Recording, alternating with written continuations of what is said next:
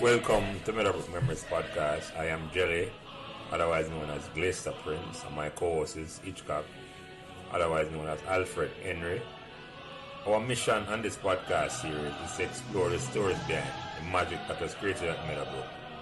When over a span of 4 years, between 1982 and 1986, we saw the transformation of a small coeducational school with less than 1,200 students, 800 boys, 800 girls and 400 boys into a successful sports and scholastic champion, winning 7 major trophies, 3 Sunlight Cup, 2 Topping Cup, 1 Walker Cup, and 1 Nutriment Shield. And to crown these achievements, Meadowbrook also produced 2 Rhodes Scholars, Cavell Creighton in 1987 and Andrea Wright in 1989, both graduates of Meadowbrook in 1983. In this podcast series, we'll be speaking to persons, both male and female, who are actively involved in this incredible journey, along with friends and staff at Meadowbrook, which inspired the environment which created this golden era. We hope you enjoy our discussion. Please give us as much support and encouragement as you can on whatever social media platform you are listening. Welcome and thanks for joining us. Oh, all right, ready. So remember to like, share, and subscribe these Meadowbrook Members podcasts so neither you nor your friends will miss another Meadowbrook conversation. Thanks. And so, go. Today is Sunday, February 26, 2023, and welcome back to another conversation about Meadowbrook Memories. Me as usual, Glester, or Lance, or Prince, or Jelly, and by now you know that any one of those names will do. We join me as my co-host today is Hyacinth Johnson, a current teacher at Meadowbrook, who has been at Meadowbrook for the past 22 years, and she's no stranger to this conversation because she was guest on episode number 27, and she was co-host on episode number 32 for our first year students. So you should go back and listen to both those episodes and subscribe while you're listening. Meadowbrook members, welcome back Ms. Johnson to this conversation. We appreciate her taking the time out to join us for this conversation. Our guest today starts at Meadowbrook 21 years after I left Meadowbrook in 1982.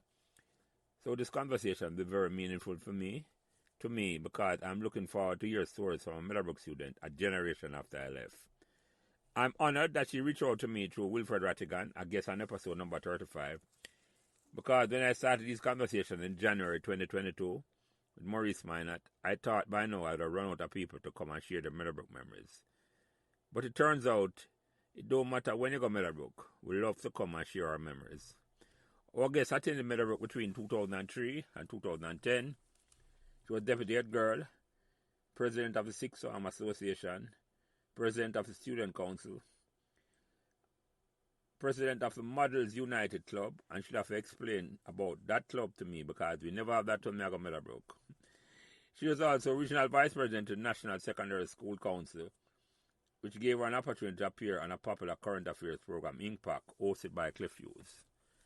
She also has a story about how she ended up at Meadowbrook, but without further ado, she's here to tell her own story.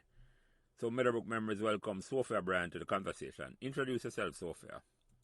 Hi, thank you so much for having me, Glester. I'm Sophia Bryan. I am an estate planning attorney and I run a firm called Law Boss Firm, and our mission is to support Jamaicans at home and abroad build and preserve their legacy through estate planning. So whether they're buying property, they have probate, they have transactions related to wills or business, and we also encourage them to use insurance as a tool to create a trust fund for their family and dependents. So that's me in a nutshell, and I'm looking forward to sharing my Meadowbrook memories.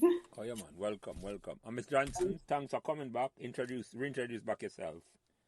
All right, good evening, everyone. Hyacinth Johnson, current teacher at Meadowbrook High School. No stranger to this program, as was said, but Glessa, you forgot that I was also with you when we spoke to the niece of Yes, I Miss forget. Thank you, Miss Avery Saunders. Yes, thank Miss you. Avery Saunders, right? Thank you, Hyacinth. Yes, I forget about that. My Yeah, bad, as they would have said. Siobhan Yeah. Saunders niece. Good. And so, no stranger to this program, I believe, is something enlightening. So, as I said, current teacher at Meadowbrook High School. I am the senior teacher in charge of co-curricular activities. So, I help, to organize club, get students involved, and I also help them to balance their academic along with the activities that they're involved in, the after-school activities. And so I'm very passionate about what I do. I'm a captain in charge of the Jamaica Combined Cadet Force Meadowbrook unit. And so working with students, children, it's my life, it's my passion, is what I enjoy doing. All right. So thank you once more for having me. Yeah, man. You're welcome, Miss Johnson. You're welcome. And Sophia, by now, I don't know if you listen to some of these programs, but I always start with the first question. Did you choose Meadowbrook or Meadowbrook choose you? Yes. So the story is that when I was in grade 6, everybody was always had conversations about which school we wanted to attend. And the more popular schools were on my radar. I won't call their names because that's not important right now. And I remember having a conversation with my teacher, Mrs. Allen, and I was saying to her, she was like, Sophie, which school do you want to go? And I was like, well, I've been thinking about so and so. And she was like, no. She said, no, I do not think that would be a great fit for you. And she said, you should go to Meadowbrook High School. And her son was already at the school, and she felt like that a school with Meadowbrook would be a great fit for me, and so that became my first choice. So I would say I chose Meadowbrook, or by proxy, because it would have been my teacher that brought the school to my attention, and then my good friend that already started a year ahead of me. And I'm really happy that that decision was made, because I felt as though the school played a significant role in my well-being.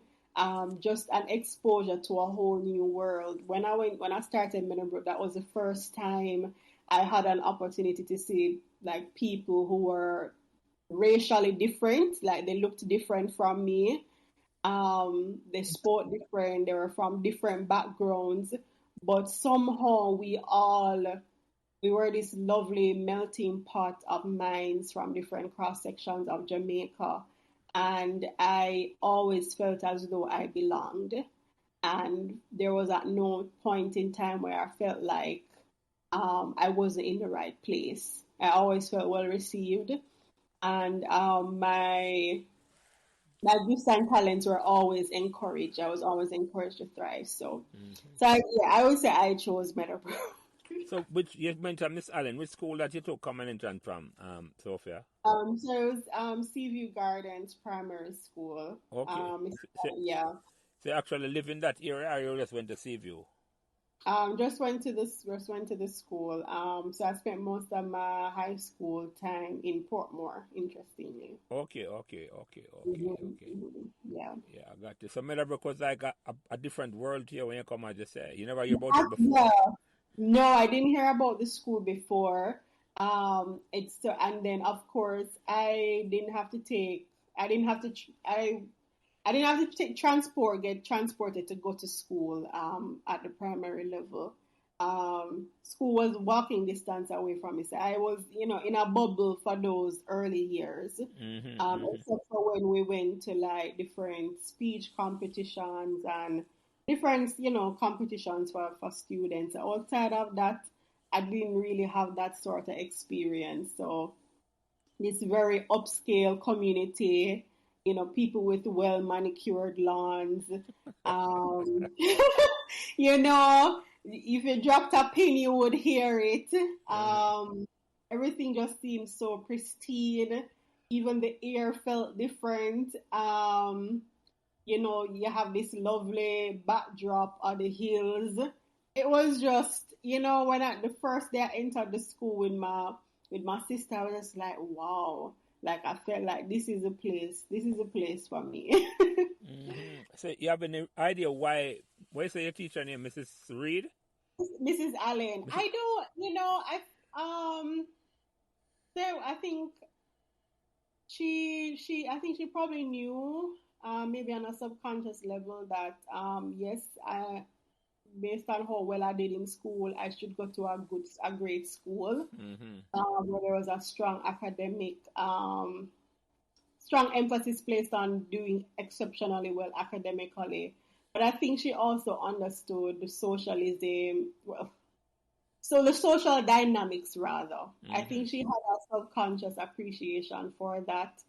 And I think she probably knew that it would have been more difficult, going to another school where there was a lot more emphasis on not so academics as well as, having the right mold where social class is concerned. Yeah, Meadowbrook. If when you get a chance to listen to some of the conversation, yeah, Meadowbrook exactly was an experimental school like that for true. Because Mm. I'm pleasantly surprised that your experience is no different now when I started 20 years before you come, and it's like, wow, I used to live in a Pembroke. It wasn't like I coming from a community like yours. And Mhm. my sister went to Meadowbrook in 1960s. So Mm. I know exactly where it are. But I'm pleasantly surprised that you came and you saw the campus as a refreshing, nice place. I mean, that is good for Yeah, you.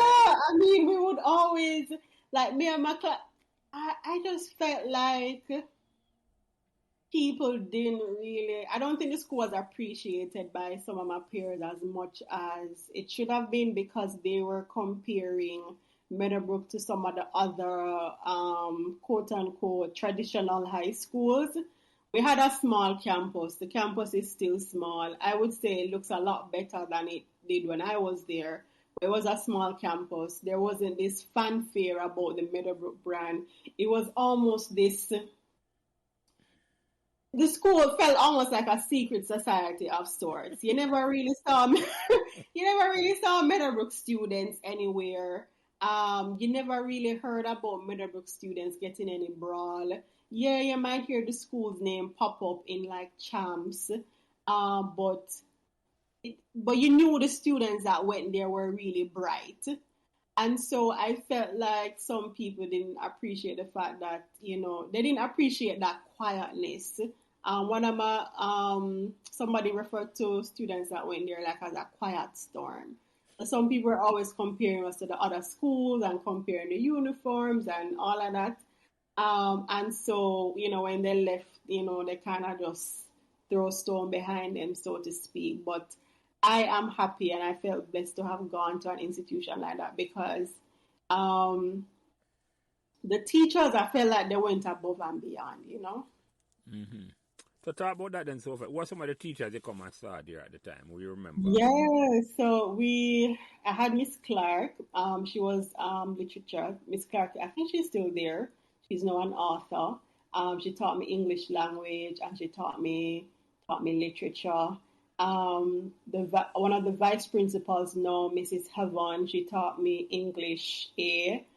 Um, just brilliant people, and I always felt challenged. So I think, so I don't know how they did it, but some of the teachers found a way to have like a unique relationship with every student, and they would challenge each student based on their level. So I got that experience with the English teachers. Mr. Gordon, who taught math, a bit on the, people would say it was a bit on the eccentric side. I don't know, but yeah, Mr. Gordon taught math, and I was in his math classes in upper school, and he made me have a serious appreciation for math. He was like, listen, every single thing that you do in class, that's what you're gonna go and do in the exam. And to this day, it's that principle of whatever you're doing in your preparation for anything major, that's what you're going to go there and do. That principle has stuck with me, since high school. And even when I was at fifth form and I was thinking about what am I going to be doing with my life, and I thought about doing a statistics course at UTEC before instead of going to sixth form. And he was like, well, if that's what you think you want to do, go ahead and do it. Just people that were always encouraging. Miss Wallace, history, and Miss Moore. I think Miss Wallace is still there, right, Miss Johnson? History and social studies. Yes, Uh, Miss Wallace yeah, is still there. yeah, All Miss the Wallace teachers that I've mentioned so far is is there, still are there. there. Oh my God! So Miss Wallace and Miss Except Moore. except Mr. Gordon, he has retired. Oh, he's retired. Yeah, he was up in age when I was there. He looked like he was up there. I remember I had gotten involved in students council, and then there was an opportunity to participate in what's called youth parliament. And do you know, Miss Wallace and Miss Moore, they drove up and down with me so that I could find my attire for youth parliament. So I'll always remember that. Um, who else? I just have some really great experiences with all the teachers at Meadowbrook. Um, And some more challenging than others. you mentioned a sister, Sophia. Did a sister come to Yeah. Meadowbrook with you, or she just followed you to school the first day? No, no, she just came to school with me on the first day. So, Was this an uh, older sister? yeah, older sister. My biological mother actually passed away when I was very young. Okay. And so, yeah, my older sister, she became like the mother figure for me. So I actually got a scholarship to go to Meadowbrook. Um, and I'm not sure I would have been able to take up the opportunity if it wasn't for that What do you scholarship. mean scholarship? Expand on that, Sophia. Like a government So scholarship? it wasn't government. It was so I was one of the top students from my year in GSAT. So Mm-hmm. it was about three of us. Three of us had gotten scholarships, and all we had to do was just maintain our grades Mm-hmm. for the entire journey. So Goodyear, Jamaica actually sent me to high school for 5 years. That is Um, good. And then after, when I was in fifth form, when it was time for CSEC, I had gotten a grant from Scotiabank. So Mm-hmm. Scotiabank was, they allowed the teachers or the administrators to choose who the recipients of those grants would be. So I had gotten a grant that year when I had to do CXCs. So that's how I paid for CXCs. Mm-hmm. And then when it was time for sixth form, I got assistance from Grace and Star Foundation, and they assisted me with law school as well. And then I also got some help from the European Union. They had this scholarship that they had. The funds came through an agency that was under the Ministry of National Security. Mm-hmm. So it's been, um, so I felt like the environment that Meadowbrook created allowed me to do well. So even though I had, other challenges outside of school, those challenges didn't weigh on me. Like school was an escape for me. Mm-hmm. I think that's why I always did well at school. Yeah, well, let me ask you something. I bring up something interesting. I didn't even realize that. All those help you got while you were at Meadowbrook, was people at Meadowbrook who got the help for you, or you had to go out and solicit it yourself? Well, at Meadowbrook, it was the CXC thing. It was the teachers there. So at the time when I had gotten the scholarship to do CXCs, I learned that I was selected by Miss. Oh my God, it's so bad not remembering. Her name is at the tip of my tongue. She's a former vice principal. She was the one that told me that I was selected, and they had used. Mrs. They had Jackson, Dean Yes, Mrs. Jackson. Jackson. Thank you, thank you. So she was the one that told me that I had gotten the scholarship for that because they had looked at my progress over the years. So it was based on your academic performance. Mm-hmm. Very, very impressive, Sophia. I must say that. I'm telling you that you go through Meadowbrook and you get the help, and you excel. You use the help where you get and excel and come out real, real good. Yeah, absolutely, absolutely. So there was this joke that me and my friends had. So we so even though we didn't feel affected by, the social class disparities, we knew our thing was one time. That was our ringtone. We're only doing CXC one time. Like Like every time we were just like one time. That's the one time we knew that we were only doing CXCs one time because we understood that we weren't like some of our peers that could afford to go to several extra lessons, several tutors, and could go back and do over subjects that some of the brand name schools that people do that their CXCs that we knew that it was just our one shot. Mm-hmm. And so so that sort of ecosystem helped as well, having friends or making friends with people who they were also very focused on making sure they made the most of the opportunity. And you talk about friends. What some of the friends that you met in the first couple of years at Meadowbrook? Where you remember? So it's quite sad that we haven't really kept in touch as well as we should, because everybody I'm the only one that still does law. Well, there's one person that left in my year, Sasha. I can't remember her last name now. I see her at Half a Tree Court all the time because she does a lot of criminal advocacy. Ramon McPherson, he's now in accounting. My other close friend Frederica, she's doing something at tax office. And Kevin is doing something in the sciences. The last time I saw him on campus, he was like doing extremely well in the sciences, and he was just figuring out what he was doing career-wise. But all of them, from what I know, they're doing very well in their respective fields, and all of them, went to university and just kept on being focused. No announcements about weddings or babies as yet. I see a few, but those were not like my core friends. From my core friends, I have no wedding announcements so far. Everybody has been fairly career driven. Yeah. And what year you started Meadowbrook again, Sophia? 2003? Oh, 2003. Okay. So, Ms. Johnson, you have any question? She's there. Ms. Johnson? She's on mute.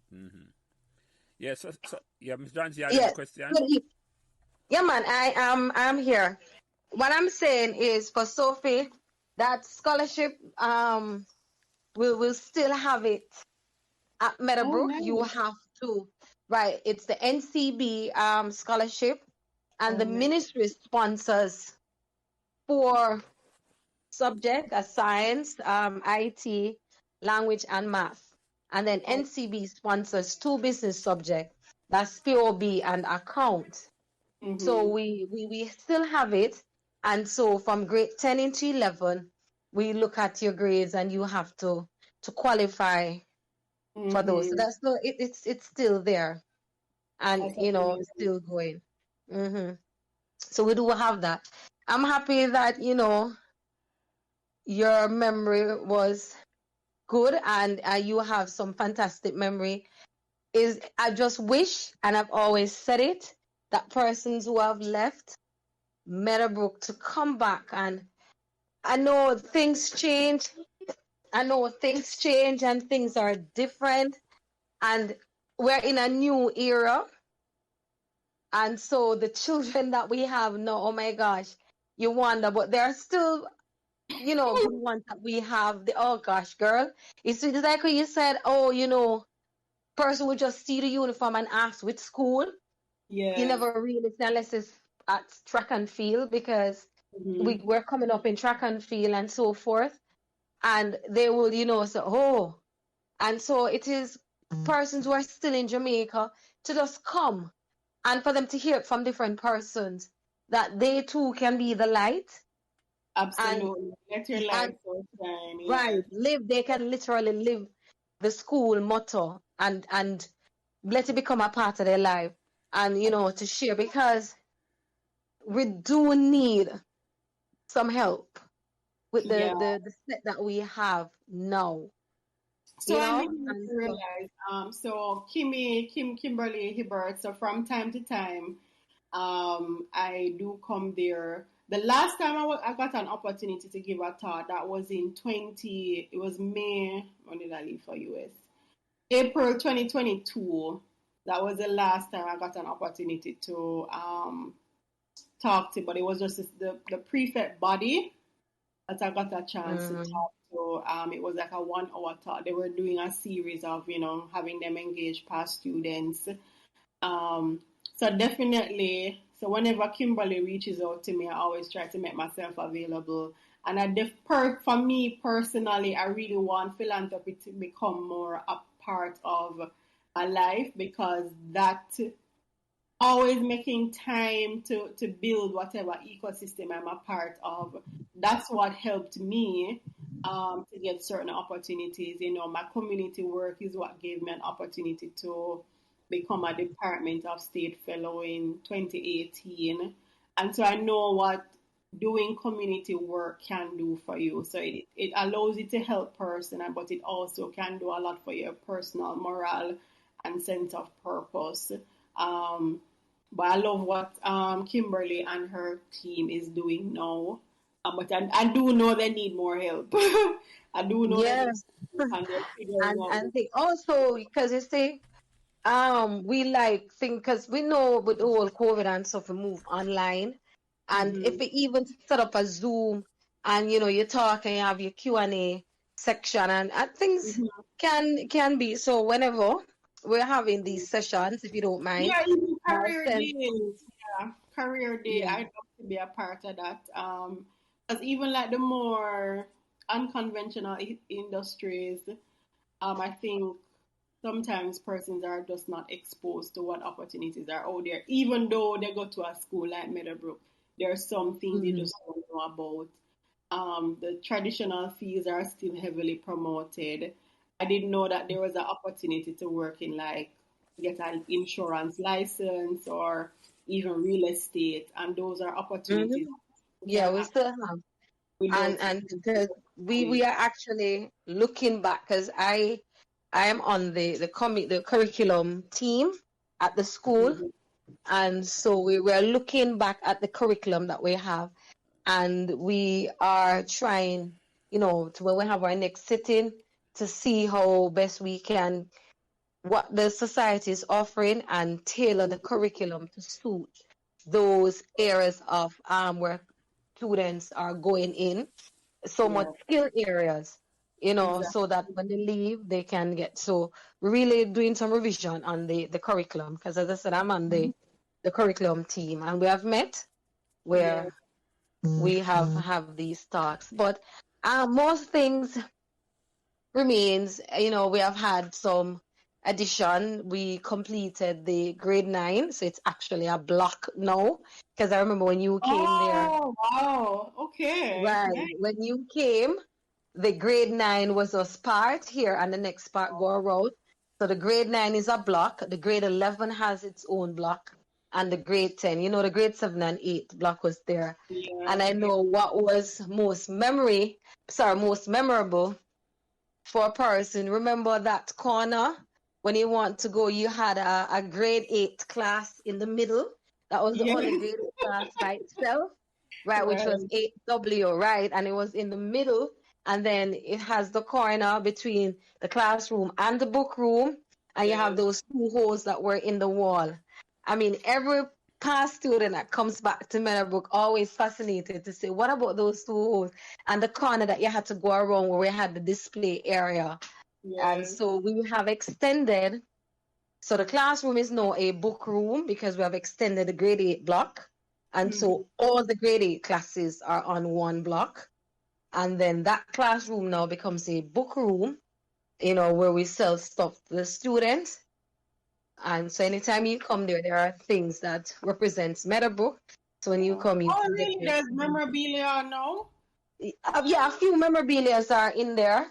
And we Really? have the keyring and stuff, right? If you need a crest, your tie, or we have Yeah. those, your house color. By the way, which house you was in? I was in Garchore, Oh, the best mm, house. you're not. I don't know Oh, what goodness. happened over the years. It is like, Well, of course, you need to be. Glasgow, which house you were in? I was in Rodney. Oh, oh please. my No, no, God, no, what no, is no, no, this? no, not a Oh good my house. God. I'm yet to Which hear house the had a good good house. house? No more Saunders. Okay, Has to no, be no. Saunders. Listen, I Greenhouse. feel like Saunders and what with Ward House, I feel like those two will find a way every year to try and rig the system. No, we're just You good know, at competing. No, that's not And true, Miss Johnson. we, Sanders' reputation is well known since Miss McClellan. Miss McClellan tipped the skill for Sanders. We talk about that here. honestly, I think so. I disagree. No, it's the same thing they're saying now. But when you look that we know how to compete, because now the system is when a new student come in, everything is even out. Because that was what was said, and we find a way, we even them I'm gonna out. fix it And I now. so don't know. it Somehow it, they found it a was way to never have rigged. at From least I am there, it was never rigged. I don't know about that. But we still continue the tradition of you remember Eisterford, Yeah, that and was my so favorite. That was my absolute yes. favorite part of school every year because I was always doing something speech related because when I started Meadowbrook, people used to always say, well, that I'm very reserved and shy and I really wanted to break out of that mold. And so I was always in the speech competitions and that kind of grooming helped me to be a part of the debating team when I was in my last year at Meadowbrook. So I loved I Stedford. I even did dancing one year. Mhm. And we had I love that was my favorite. That's what Guard Shore excelled in.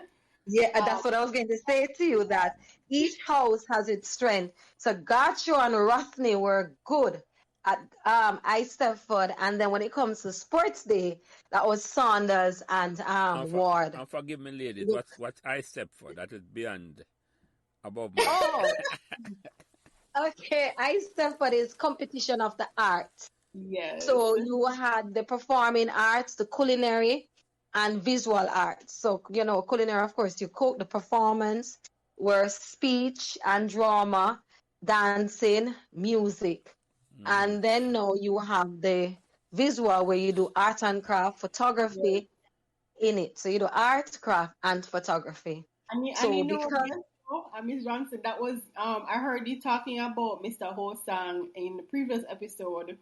And for me, one of the only regrets I have when I was at Meadowbrook is that I didn't do art as a C6 subject because there was a time when I thought I wanted to be like an interior designer because I always did really well in mm, art. And Mr. Hosang really he wanted me to do the subject, but because I was just so practical, mhm. um, I was just too practical for my age because I was like, how am I gonna make money or make a career out of art? So that's my only regret that I didn't pursue that because even now, a lot of the branding that I do for my business, I do a lot of it myself, or I heavily instruct the people that do the artwork for me because I'm a creative person. So I wish I had pursued that and kind of Mhm. built on that a little bit more. So I feel like sometimes not necessarily teachers but parents kind of have to be careful of imposing certain things on young people. Yes, we have to be practical. We have to think into the future, but we also should have fun and we should also embrace our creative side. So I didn't really get to live out that fully, but I always enjoyed art class. Um, Well, I'm happy that you say, really happy because, and that's one of the things too, when we have our curriculum meeting that we are looking into because students coming in, they're very talented. And I Mm-hmm. know since COVID, we took a break because of the contact. And Yeah. so we're restarting. I've sent the proposal because I'm in charge of activities. So I've sent the proposal to the current principal that we have had. We looked at Mm-hmm. it, we revised to see how best we can bring in or bring back Istaffa because it was on a break. So to Absolutely. bring it, yeah, to bring it back, to tap into this creativity and the innovations of these youngsters. Because let me Absolutely. tell you, Even music, that's yes, something that, and you would have been, because you remember while you were there too, I can't remember her name, but she's a singer now, and it was because of I Stepford that really get her to, to do it and get into that, expose her talent. So it's yeah. really that part that is good, and it's not like she don't have her sexy. She still have her sexy, Mhm. but she pursue music and she's making a wonderful career out of it. So we're looking back at the curriculum really to see how we can, like tweak it a bit to suit some of these creativity of the children. So it's a lot, and you did mention you wonder how we did it. Still doing Yeah. it. The teachers there, how we really be super teacher at Meadowbrook, because we find a way to reach each and every student that is there. And Mhm. by the time we finish, may I tell you, Sophie, we're tired. But you have seen it, you have Yes. experienced it, And and so, it's something yeah, go ahead, finish, Miss that was Johnson. good. Yeah, yeah, yeah. Yeah, go ahead. Now, Sophia, Miss Johnson says Sophie. Is it Sophia or Sophia? It's Sophia, but people affectionately call me Sophie, Sophie. okay, okay. 'Cause Yeah. I had a So I cousin, know people that know me long time to call me Sophie. I had a cousin who went to Meadowbrook. Her name was Sophie, but it was spelled Sophe. So that's why I have to ask. Oh, Yeah, okay, yeah, okay. Woman is, can you short it because it's a Sophia, but then you said Sophia, you shorten yeah, yeah, yeah, and yeah, and yeah, so yeah, forth. yeah, But yeah. you see, because we still have it's a good partnership relationship that we had with the student teacher there that was going. I mean, yes, you have the student who say, "Oh, I don't like that teacher," and then you ask, "Well, oh, because it's just always on me doing this, doing that." But it was a good thing because we were Absolutely, there to push. exactly. We push them, we say, no, but you can do better. They always, you can do better. Sometimes I say, but every time I say I can do better and I get 90, but you can still do better because what about the 100? And if you get Mhm. 100, you still can do because we need you to maintain. So it's that Exactly. just push that we keep pushing, and that is why we were tops and rounded, because that things carry over from the 80s into the 90s, where we were nurturing our Mhm. students. So we nurture them. We say, okay, this is what I believe you can do because I see your talent. And so we put that in and say, okay. And we're still doing, even the ones that, oh, you say, why are you doing this? Why you don't take the energy and put it here rather than put it there? So we still have that. I mean, it's even twice as hard now, given the generation that we have. But we Yeah. still have that Mhm. nurturing quality that we pass on to the student. So the quality teachers are still, some of which you mentioned, are still there. Others have retired, and they too have good memory of things that they do for Meadowbrook for the students to excel. Let, Yeah. And so we're holding that candle let, And continuous. Ms. Johnson, sorry, yes, what I would say is that I do think the generation is different because for me, I feel like like me and some of my friends, I think we made it easy for some of the teachers in terms of if you have a group of say 40 students and 20 out of the 40 just do their work whether or not you show up. Mm-hmm. Yeah, It's like the burden is not as heavy. But I feel like no, there are so many more distractions for so students. many, so many. Even And you know what is the number one distraction now? This iPod, not the AirPod, sorry, the AirPod and the phone. Everybody walk around with ear. I would them not have no phone. Them have the AirPod in, and that is a major distractor. And so the school is we're trying to find a way, to cut it down. We take them away and then go buy new ones. So the AirPods and the phone, the cell phone, kids in class, you have to say, put away the cell phone, because the set that we had, they were the COVID, and so they were online, and then we Yeah. do the hybrid approach where we do face to face and have them in school face to face and still let them interact with the classrooms, because we Mhm. put, to cut down on the paper, the printing, because we find a way to cut costs. So we Yeah. say, okay, the internet is up. All right, so go to the classroom and pull the notes in and let us read it and have a discussion. So we use that approach in the classroom as well, and so they will have the phone and I say excuse, oh, I'm going to the classroom. Some of them. So you're going, yeah. But the technology is good and it's bad because it's beating us, front and back and middle, and so we're trying to how best we can make the students face to face and the technology exist. So it's really a tedious task. Yeah. And plus, outside of that, we have the government who's not treating the teachers quite well. Yeah. So we have that was aspect of it. it's That's not it's like you're getting flogging from both sides. Let me ask you a question so far. When you started Meadowbrook in 2003, you didn't have that cell phone issue Ms. Johnson talking about. No, so I want to tell you something funny. When I started, that's when cell phones were becoming popular gradually. Mm-hmm.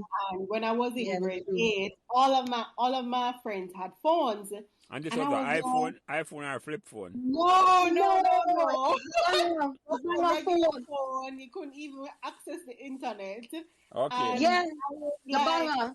mm-hmm.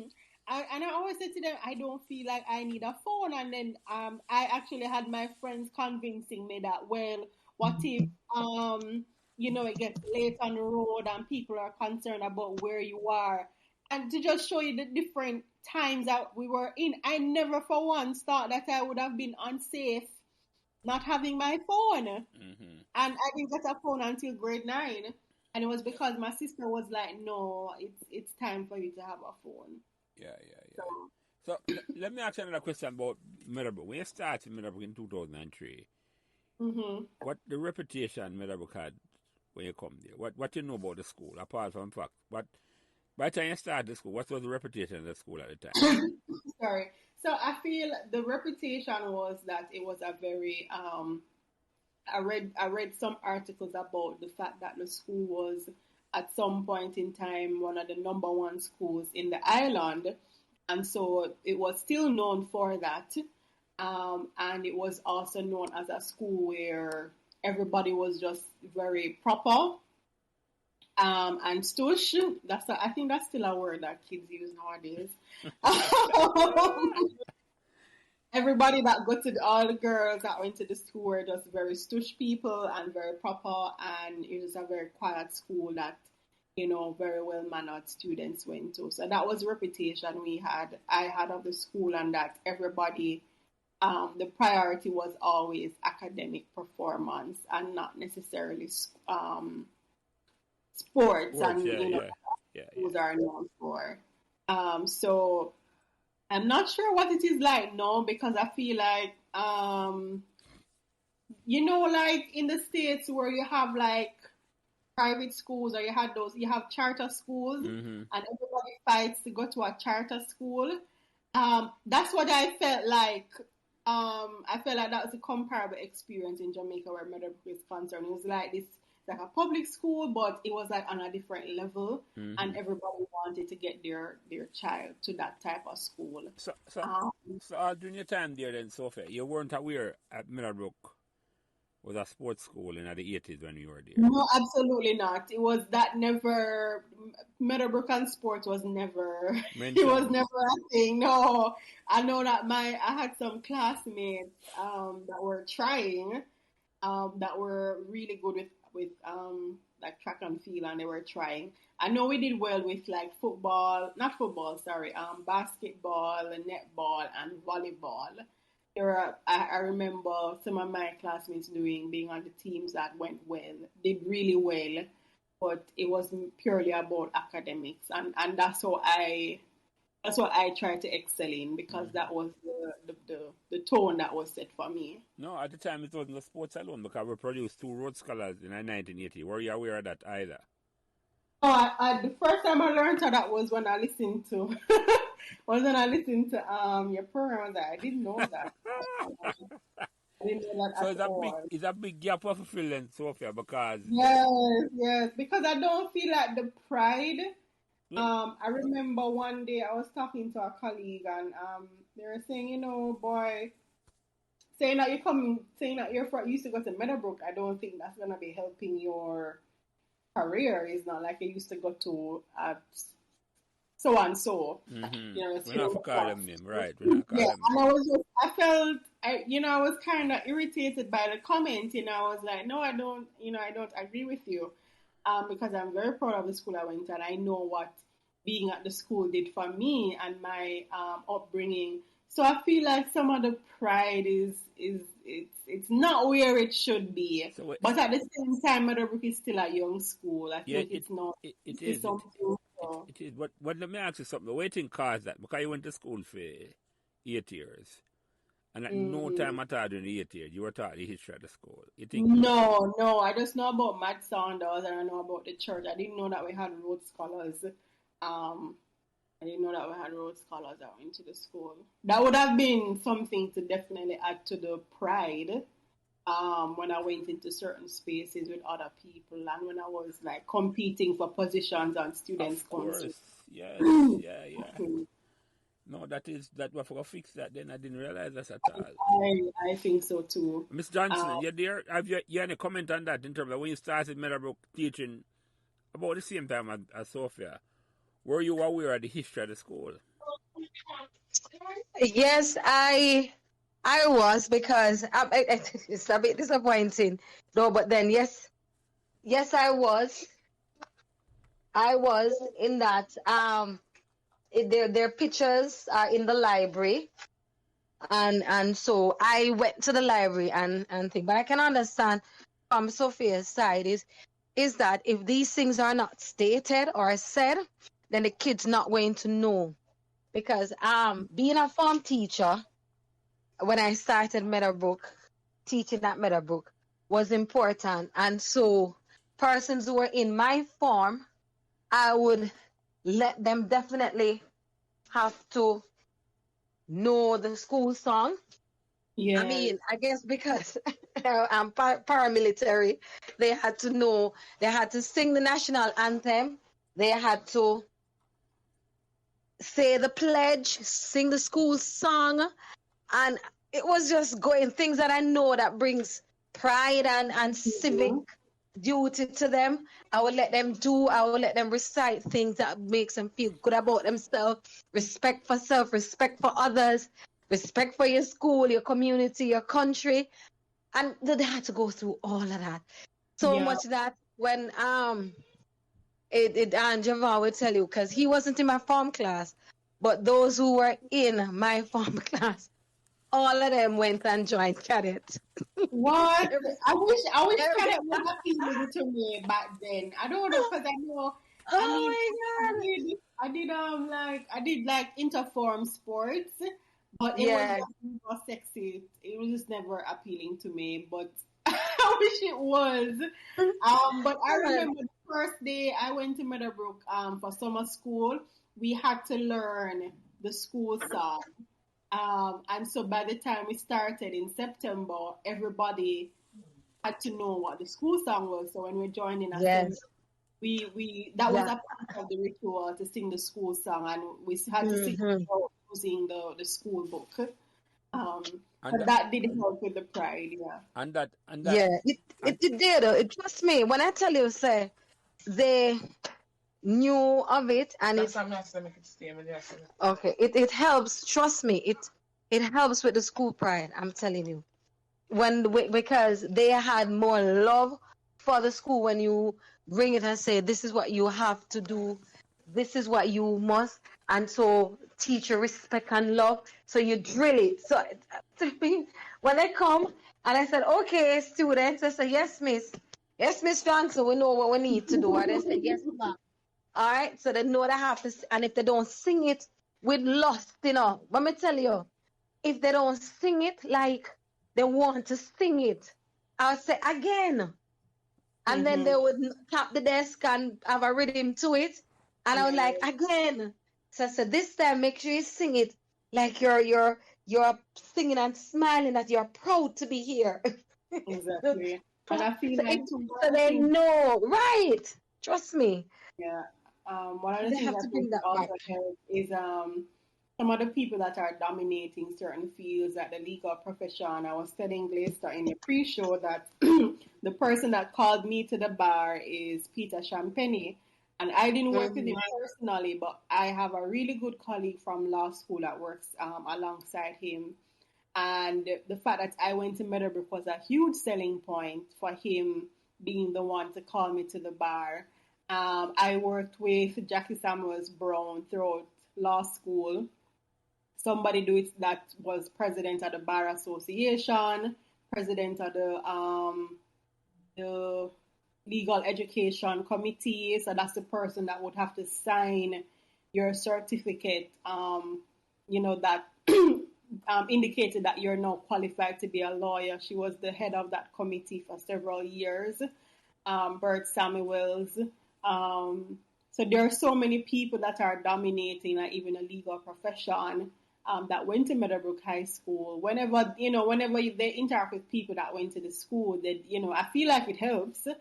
But I think more if it's probably difficult to do that, because I feel like a lot of persons or personality that went to Meadowbrook is that we're very on the more reserved side socially, but the principle of being excellent in everything, I think it shows. So if there was a way to connect more people that are doing well in their respective industries, you have people, that leave Jamaica and do very well in the US, Canada, the UK, even in Europe. If there was a way to get more of those people back, sometimes I feel like if persons recognize that there was a need or the opportunity presented itself for them to pay it forward, they would. So I think that would also help with some of the pride. I don't particularly remember being inspired by any past student when I was at Meadowbrook, but I knew that I always felt a sense of pride about the school because of the experience I had. But I feel like for some people, because they didn't really see high-profile people being associated with the school, I think they think that those people don't exist, but there are definitely a lot of people dominating that went to Meadowbrook. And it's much more than that, Sophia. We have a lot to be proud of. In 1994, there was a Gleaner article came out. And I have a copy of it. I'm going to share it with both you and Ms. Johnson, because the article had stated that UNESCO had done a survey between 1988 and 1992.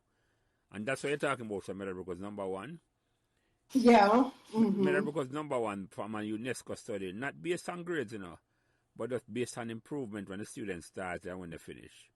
Meadowbrook outdid every other school. You understand what I'm saying? It's like you start there, there's a level of improvement. Meadowbrook showed that better than any other school. Not the grades and say you get this level or that level, but the overall level of improvement for all of the students at Meadowbrook on average was the best overall. And those are, but you say, both of you tell me something now, I didn't even realize it was so bad. It's like the history of the school needs to be told, not just... Yeah, absolutely. The history of the school needs to be told. So I suppose one of the reasons why, and I was motivated to do this for say why the history got disappear, but it's more than just the sports history we talk about and know about. But much more than that. I didn't realize it was so. You go to school and you don't know not about the history of the school at all. That is, I wonder what caused that. I wonder why is that gap between? It's almost like there's a gap on Meadowbrook then. I think so, and I feel like I don't know if it's because like previous administrators felt like they were better than the cult-like culture that some other schools exhibit. Maybe it's a fear of becoming that extreme, but it's fizzling. I even remember like when it came on to like debate, for example, when debating competitions were a huge thing in Jamaica.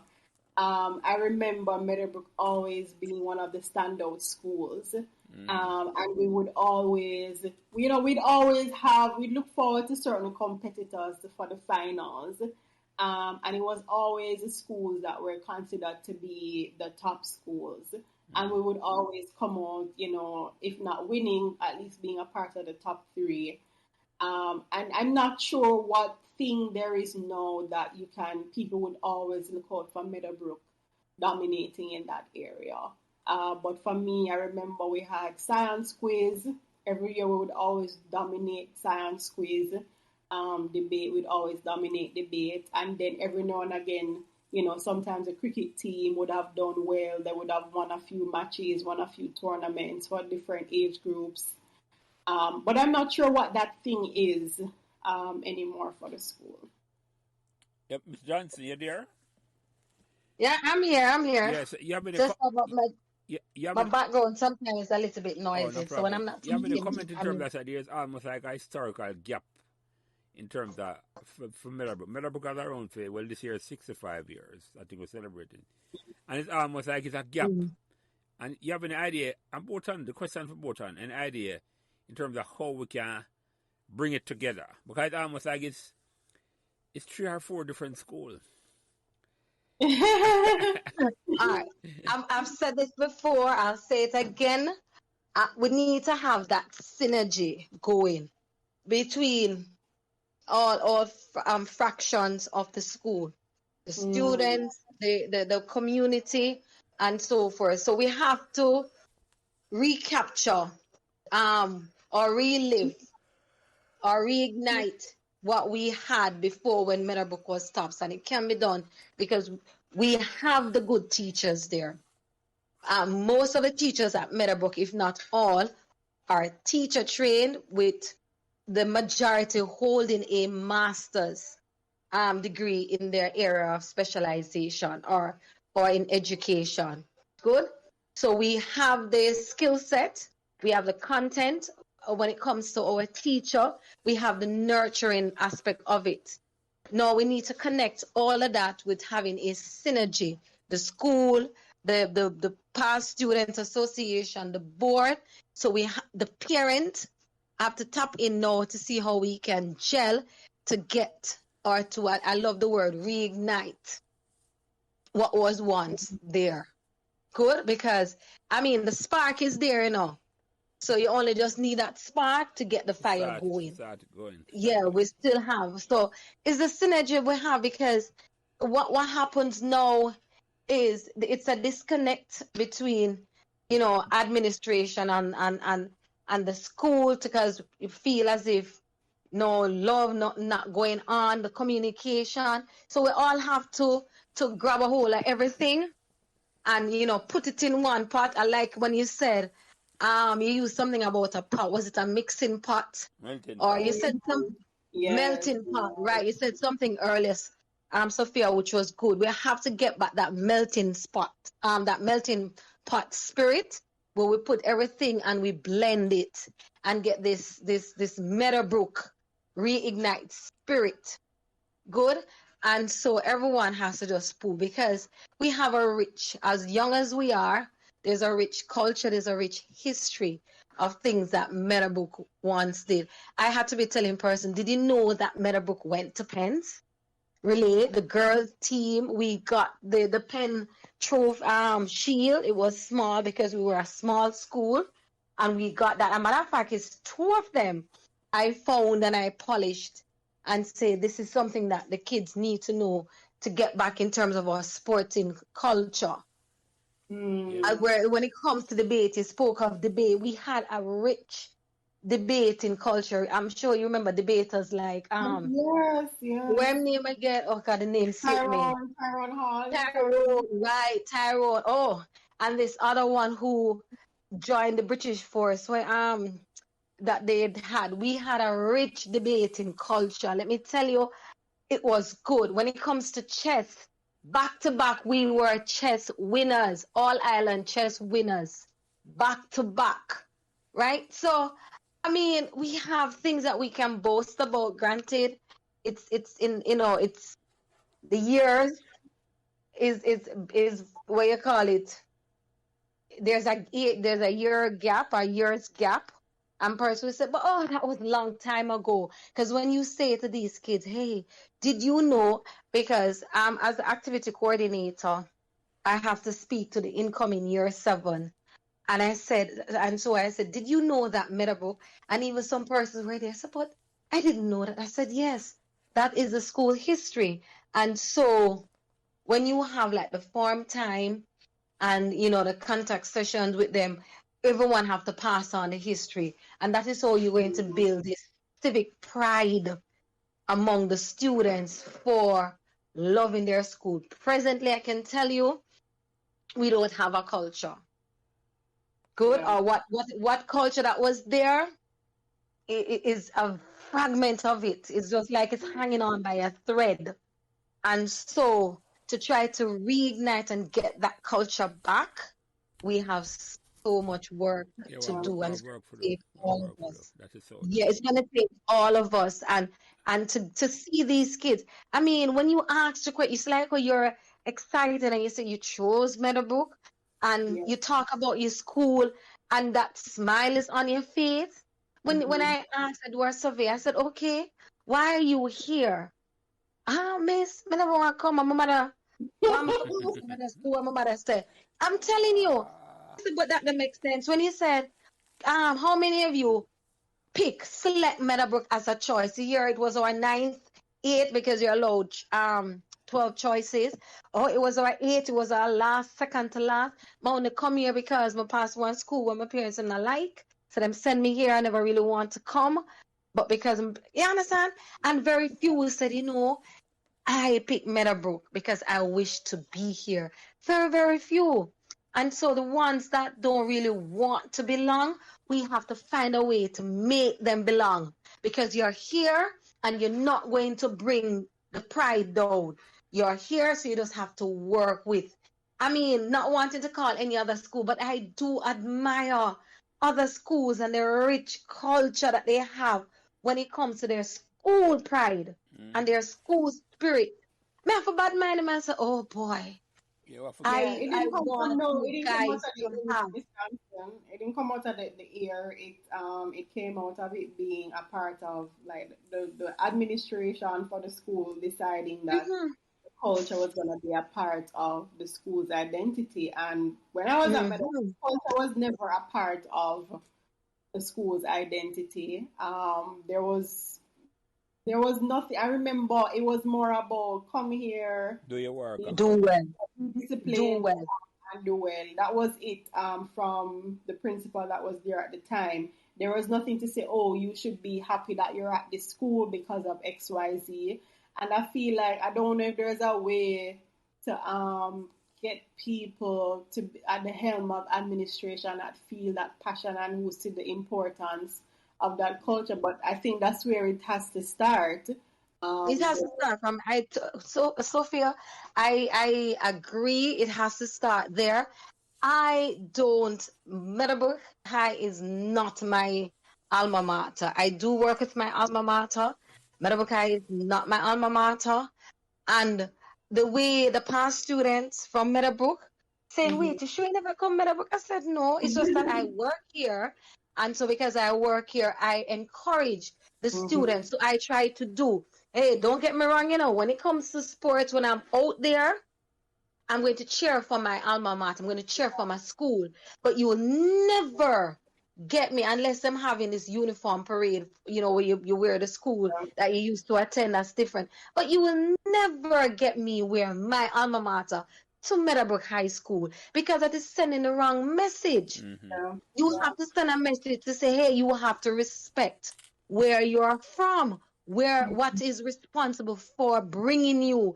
I tell them that my 5 years of education in high school was my best years. I've been to college and you Mhm. have continuous education, but I have never, ever experienced what I've experienced until I go to my high school, and that 5 years when you come up and think, because then my school didn't have any sixth form, they have it now, right? And you just felt so good. And as I always tell them, I said, listen, you see, schooling class did that. I mean, I tell them, I say, hey, school class, I did that. I mean, because we're not angels. Good. I mean, getting bad grades. Oh, yes, I got some. But when my aunt, who was responsible for me, find out, you best believe that could not go home. I have to find a way to make up my grades. Because no man, that couldn't reach my yard. And so it is the parenting aspect of it to say, hey, that can't come home. So all of us have to connect the dots.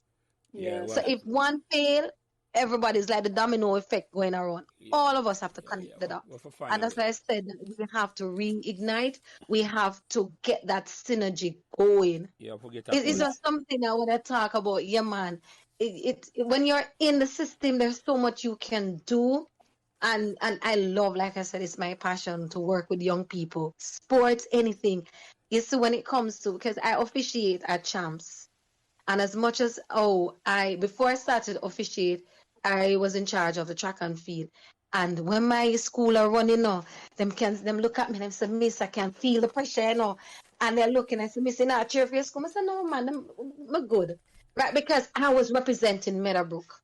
Yes, exactly. I had the Meadowbrook jersey. So I was saying to them that once you go to a school or you are representing that school, you can't be cheering for other schools and in your uniform. So we're trying to get that pride in them, but it's almost like an uphill I think the battle. reason why it's so hard, Ms. Johnson, is that if the school was able to do well without that culture, and you would have had students who they were from a certain background, and their parents kind of inculcated a certain type of disposition onto them. The school could have was doing all right without this culture of loyalty and Meadowbrook is the heartbeat of my life forever. We were able to do well without it, but now we're in a totally different dispensation. But you see, Totally different. you see what? But Sophie, just a moment there, Lester. I somewhat disagree, because the culture was there. When I started at Meadow, I have worked under call it 5 principals. Okay. So I started when Alice Lowe, and I believe you probably get 1 year or perhaps a term of Mrs. Lowe. A term, right. Say the memory good. A term of Mrs. Lowe, then Mrs. Reed started the January of that I think 2004, because you started 2003 and Mrs. Reed started 2004. No, I started 2001 as a teacher, and I can tell you that I disagree, because I've seen the culture. I see how persons represent. I mean, when you put on that blazer, it's like you put on a robe. When you saw those kids beam with light, they were so delighted to represent their school. I mean, when they put on the uniform and they go up, whether they're even taking devotion, and you see the pride that they had, they were proud to be there. So, I mean, we might not say, oh, culture, this and that, but we had persons who were saying you have to love your school. You have, whatever you're representing your school, you are the face of Meadowbrook. So your behavior, this and that, has to be next to perfect, if not perfect. So I came, and that is why I can speak passionately about it, because when I started Meadowbrook, we had a culture. There was a culture there. It was, I mean, it probably might be dying, but I came in and I saw something. I fell in love with something there. And that's what kept me to be at Meadowbrook. Because when I was being interviewed and Glessa asked me what happened, I was supposed to be at Meadowbrook for 2 months because I was filling in for another teacher. But when I came, I liked what I saw, and I just immersed myself in it. And so whether they had the space or not, Mrs. Jackson that you spoke about came and said, anybody hire you yet? I said, no. No, seriously. She said, anybody hire you yet? I said, no, not yet, but I sent out my letter, so I should get a response. She said, if them call you, tell them, son about that. You have a job already. And I looked at her, and she said, yeah, man, we're going to keep you. You understand? Because I like the school. They like what I had to offer. And so it was that synergy that was going, that partnership that I had with Meadowbrook High School. And that is what I tried to portray. But sometimes it gets so difficult because, I mean, the negative energy and the miscommunication, and it all of that breaks down what was there. And so, like I said, we want to reignite. We want to bring back. And it's going to take all of us. We have to connect those dots. all of us has to work, and we have to work together. Yes, What I think happened, this is my opinion. I think happened, the school started in 1958, right? And up until the time in the 80s when it reached a certain height and was a certain school pride. And it when you came to Mr. Johnson, I think it was like the school pride it literally dying down. That's what I think in terms of say. And nothing galvanized a school or a spirit or a community more than sports. And that's the importance of sports. And people, I play sports, and people understand the power of sports. Although it can be misused, but sports is like, and for somehow I have to try and get it back. That's all I can say. But somehow, it's the engine that keep the school pride going. And now, if you've been a particular sport, you just have to do good at a particular sport, at one or two sport. And you're trying to say, oh, you develop a school vibe and a school spirit. Nothing big it up more than that, man, a team sport. No, which is, I mean, co-curricular activity, and that's what we're trying to get them. Yeah. The academic aspect of it is, I mean, Sophia Bryan, our law boss, doing well. She mentioned Peter Champagne, Bert Samuel. A matter of fact, the Samuels them, because it was about 6 of them that came out of Meadowbrook. Yeah. We had Professor Thay Minerva, a professor. When I remember when we had a homecoming and they had a speaker who was from one of those upstanding schools, and he came and he spoke and he was like, Meadowbrook have a rich culture. We have so much to be proud of. And when he lists and named the things that we have achieved, he said, look how many, look around. You had 2 professors sitting from Meadowbrook, because Professor Same was there, and another professor, I don't remember his name. And he said, look, you have 2 professors who came out of Meadowbrook. You had 2 Rhodes Scholars. I mean, you have schools who do not get back-to-back Rhodes Scholars. Come on. You're small, you're little, but you're taller. And so if we can push this, because academic, we have done well academically. We have turned out some very good academias. Persons have PhDs, We're keeping and things. We're keeping it like a state secret. We need to change that. You understand? I had he's currently, what's his name again? He's doing his PhD in chemistry, and he came there because we have a science and robotics club. And they had their installation ceremony, which I was there, and the guest speaker, a former student. And he said how he benefited from Meadowbrook, and he spoke, and the kids they're delighted. I was like, wow. And he was saying, you can be me or even better. There's no end to what you can do. You just need to stick to it. If you fail, get up and you move again. Stick to what you do. Love what you do. Love your school, because your school is what feeds you. It's like somebody will say you bite the hand that feed you. When you bite the hand feed you, saying you just turn away. Good. And so he was speaking of it, and it was good that we had persons who have this passion and can pass it on. And so we do. We need to. Can we get? I can tell you, because I work with sports. We get the talents. We get the talent. Sports. It's not the talent thing. It's not a talent thing. Yeah, we get it. They just don't stay. We need a program to keep going for sports. So we get the talent, we just don't know how to harness it and keep them. We do get it. So we need a program in place that we can say, hey, this is what we're going to do. A system. Everything has to go by a system. It's just systematic. And if administration realize that, we're going to have issues. We're going to try and change that. But let me ask you some questions, Sophia, because it's about your memories. So I don't want to it's Meadowbrook memories. I want to talk about Meadowbrook, but I want to get some questions. Any fun memories you had at school while you were going there? Classroom, field trip, where you can talk about?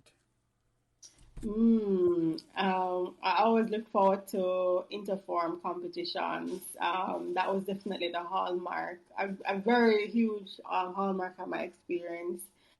So I don't know if it's still a thing now, but my class, we were streamed for like grade 8 and 9 7, 8, and 9 before we went into different groups based on the subjects we chose. So we always look forward to the interform competitions, especially for me, netball. That was always a thing. And we, planning what our uniform was gonna be like, planning um, our strategies for winning the games. That was always a fun experience, the interform netball competition. What grade do you remember you playing those? Um, What farm? but Sorry. yeah, first to third form, Okay, and okay. I always played goalkeeper because I was always tall. Well, I started getting tall in towards the end of grade 7, and then I was taller than most people. Okay, So so you're a natural goalkeeper then, you just put your hand over there. Yes, yeah, yes. right.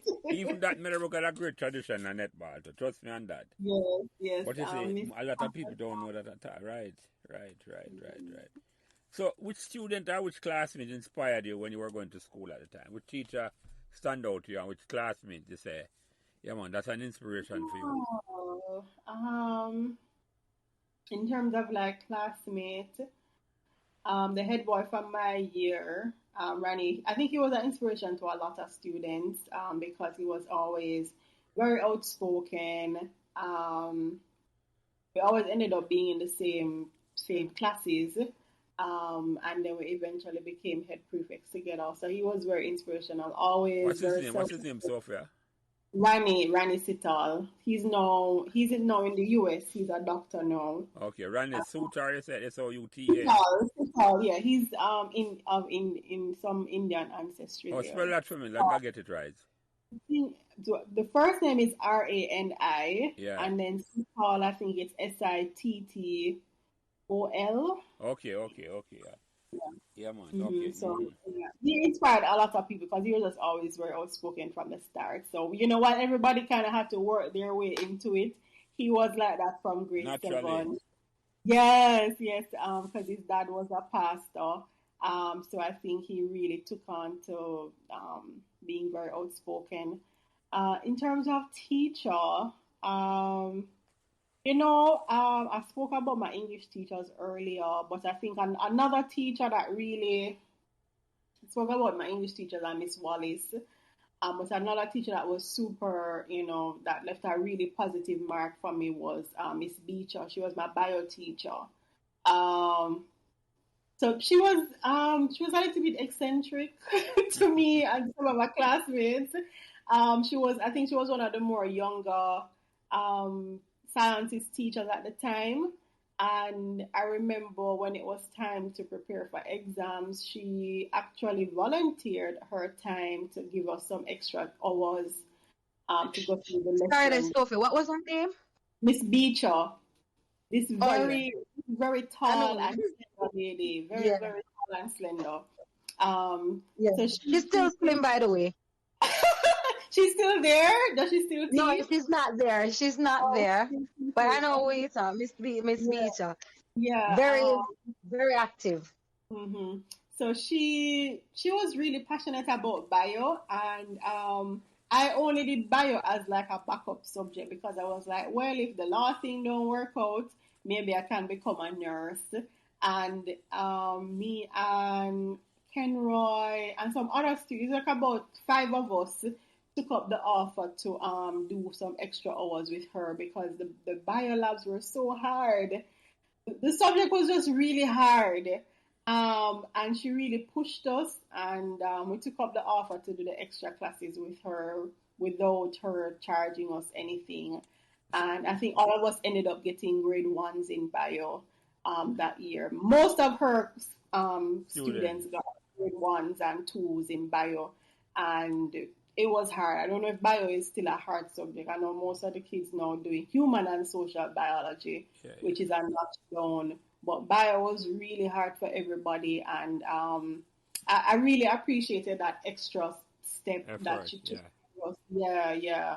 But Like you said like an hour after school, we were mhm. there with her. You said something though, Sophia. How soon you realized you wanted to be a lawyer? Oh, I knew I wanted to be a lawyer from I was like 10 years old. Oh And wow. it was, Yeah. and it was because, but here's the thing. So I wanted to be an actress first. And then somehow adults kind of infiltrate in my mind about being practical and the field that smart kids are supposed to go into. They're supposed to either be a lawyer or a doctor. And I said, well, I want to be a lawyer, just because. And then somebody, when I remember a neighbor, I was doing homework with some of my friends, and one of my neighbor asked me what I wanted to be, and I was like, yeah, I want to be a lawyer. And he was like, no, no, you can't do that because you're too quiet, you're too shy. And then I thought to myself, but in my 10-year-old mind, I was like, I'm going to show you, Mm-hmm. you know. Sometimes that's not always the best motivator to pursue a certain path, but I would say that was definitely a part of why I decided that I wanted to be a lawyer. And then as when I started Meadowbrook, I remember in summer school we had to write for English class. Not remembering that teacher's name right now, but we had to write like a letter, a paragraph about our future ambitions and our endeavors. And I remember getting a really high grade for that assignment, and I just kept on doing well in all the English courses, so the histories and all the arts and humanities type subjects, and it just became apparent that that was the road for me. Mm-hmm. Were you surprised, Sophia, that when you came to Meadowbrook, in terms of like you came and I said it was like an uptown environment for you? Were you surprised at the openness of the school and the environment at the school at the time? So I don't think I was surprised. I wasn't surprised because I was naive.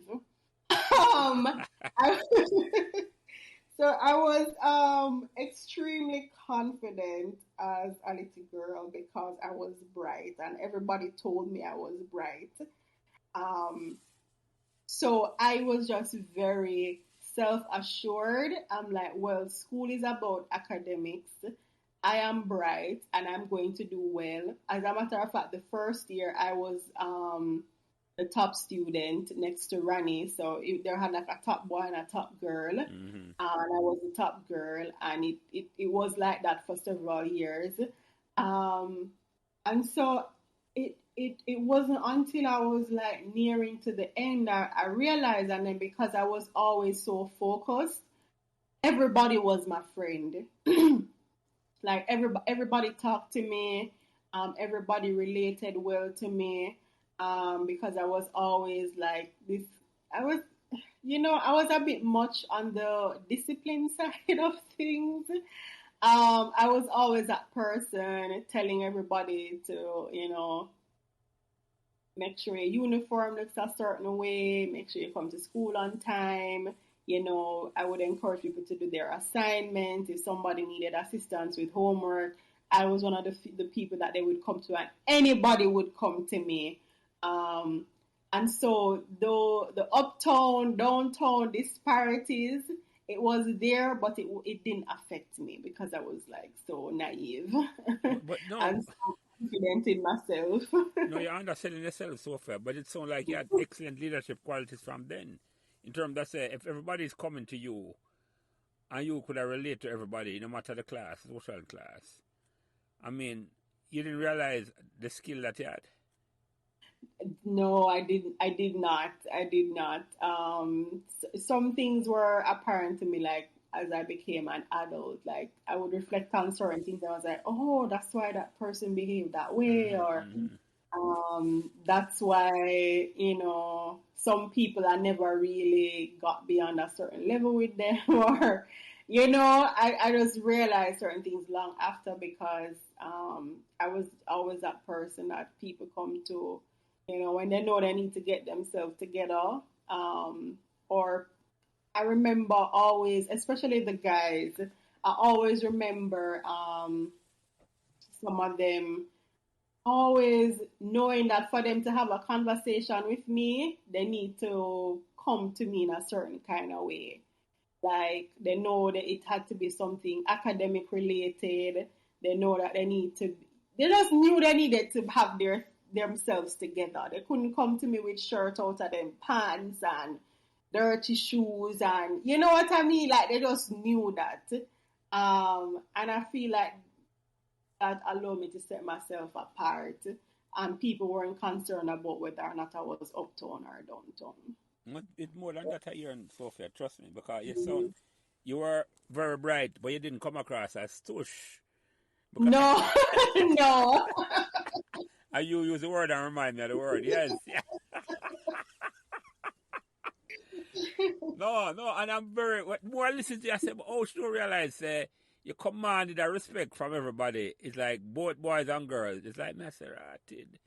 But that trust me, and you saw, in a sense, because you was so focused, you never look for it, it just came to you. And that's the thing, you weren't looking for the leadership role, and that's the impressive thing about it. It just came to you.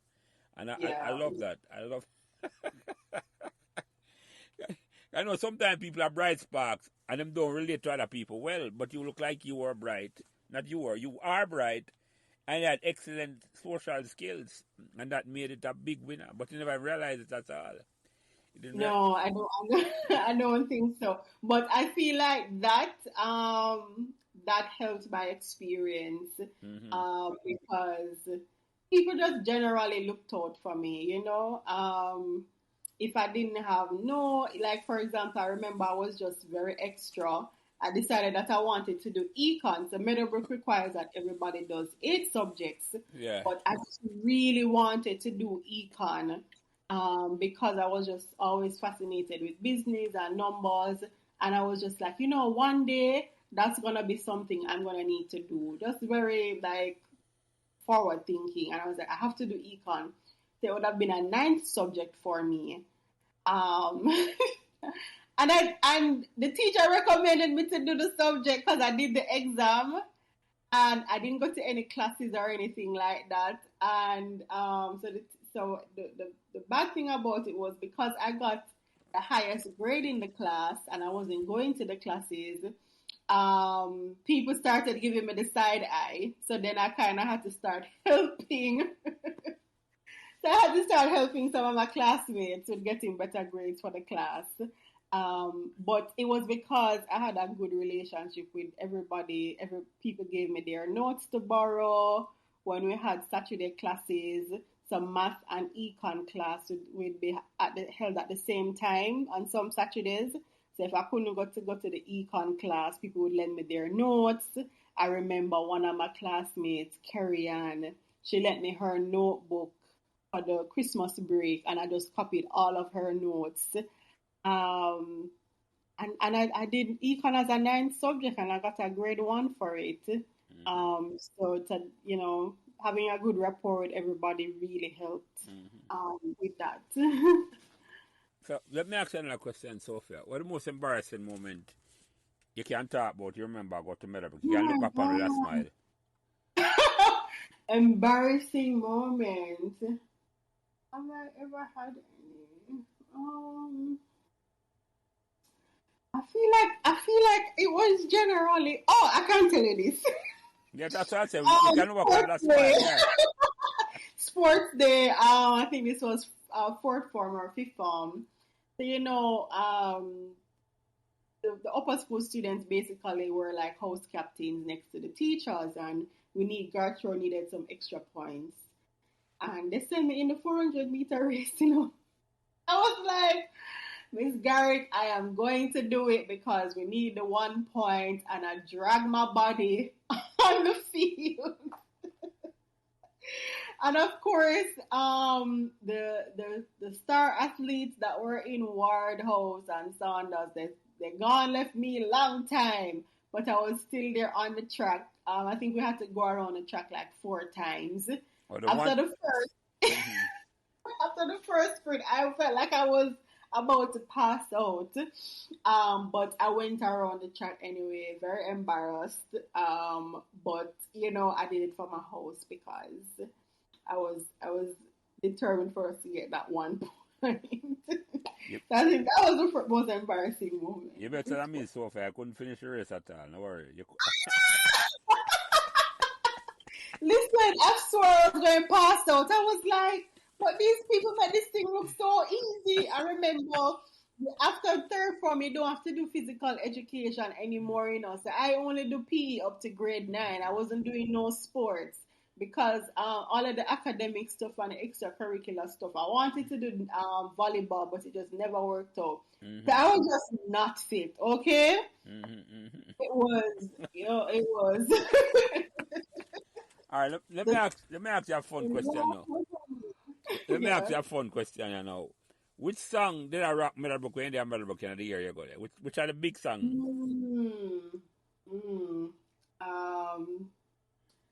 Artists are still popular today. Ding Dong and Ravers. It's a holiday. Yeah, yeah, yeah, yeah, yeah. So, yeah, that was the hit song, and I think that's a throwback song right now. Yeah, yeah. It's a holiday. Okay. Yeah, yeah. Cool.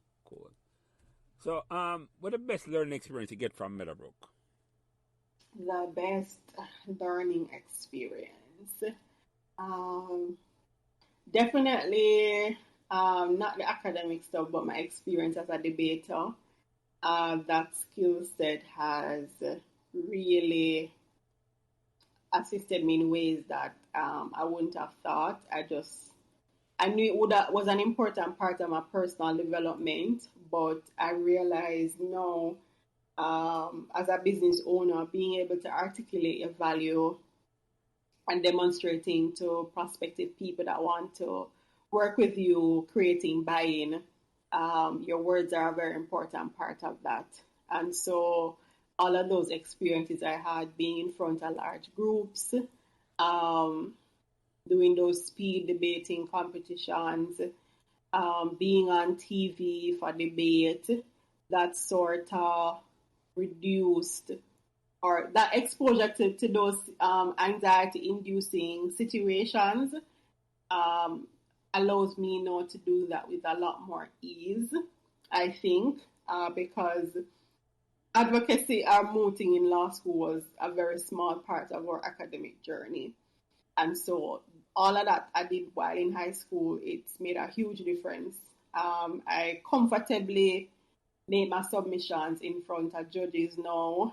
And then the sales aspect of things, I feel comfortable talking to groups of people. So that definitely honing in on my public speaking skills, definitely the best learning experience. Nice. So you mentioned a club, Models United Club in your bio. Yeah, United Nations. What's that? I never hear about that. It did 2 years strong. I did my best to do some succession work, but it didn't work out. The Model United Nations is a club where we basically talked about the different UN goals, sustainable development goals. And really for us, well, for me at the time, my interest was really exposing my classmates to different spaces for leadership development. So I curated a lot of experiences where we were able to interact with other schools. So we had a lot of interclubbing experiences. We had a lot of debates among each other. And we actually had a lot of conversations around the Millennium Development Goals. All probably very boring to nowadays students, but it's an appreciation for international relations. That was the point of it. And at the time, it seemed like something, airy-fairy, but now we're having, pending world wars and people talking about sanctions and all of those conversations. I realized just how valuable the club was at the time. So that was Mother UN, the 2-year stint. I'm not sure if anybody had continued with it. I'm glad I asked Sophia, because when I saw it, I said Models. I thought it was Models United. I said, oh, I never know Meadowbrook had a modeling club. I thought it was fashion model. No, UN, Model UN club. No, she's a Model UN look like Model United. I said, okay, let me ask her about this. But yeah, I'm glad I cleared that up. I'm glad I cleared it up. So talk about the experience with the student council and going on Cliffview's program, Impact. Right. Talk Yeah, that about was that. a Because you were at dream. school at the time when that happened, right? You were representing Yeah, Meadowbrook. I was just I was, I recognized that look, sixth form is a 2 year experience. I spent the first 5 years being very focused on academics, and I realized that okay, sixth form means going into the world, and so I saw these other opportunities to network with my peers from other schools. And I decided to seize those opportunities because I was like, no, I think Meadowbrook needs to be a part of these conversations about youth policy and youth development. And there was not enough representation there. So I took it upon myself to get involved with the Students' Council. I made friends with persons from other schools who were also very nerdy and very, very leadership driven. And I applied for these positions and I did my campaign and I was successful. So I was on Impact because it was Youth Month at the time and there was a lot happening related to crime and violence in music, and there was a lot of conversations about how the music was influencing young people. And so at the time, they wanted to hear the youth perspective on these lyrics and whether or not we thought that this was really having an impact on our students. Um, so that's how the opportunity came about because I was really active. And then I got the opportunity to create like regional events where we got different speakers to inspire the different leaders across the island who were in Students' Council. And, they were the main people at their school to kind of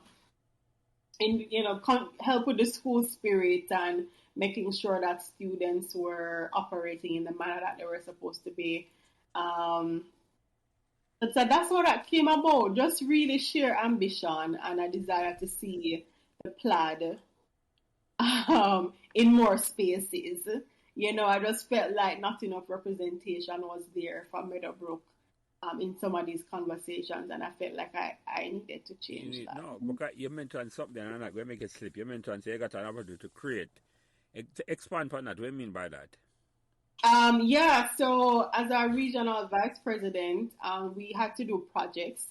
So the hierarchy of the Students' Council was the national president, and then each region had its own executive body. So I was one of the vice presidents for the Kingston and St. Andrew region. And so all the high schools in our region, we were tasked with the responsibility of making sure that those clubs or those Students' Council bodies were functioning, that students were actually contributing to their school boards, and that they were really infiltrating the culture. And so we would create different events for students to meet together. And then at the time, the Ministry of Education, they were backing a lot of these. Well, they were backing all our initiatives at the time. A lot more money was being spent on these types of initiatives. I think it's a little less now. So we would create our events. We would coordinate with, finding the school that would be the venue provider. We'd have to coordinate with the school's canteen to make sure all our students were fed. We had to coordinate with the schools to find out the logistics of how the students would get to the event and how they would get back to their schools. And sometimes I look back and I was like, wow, the amount of things that we took on.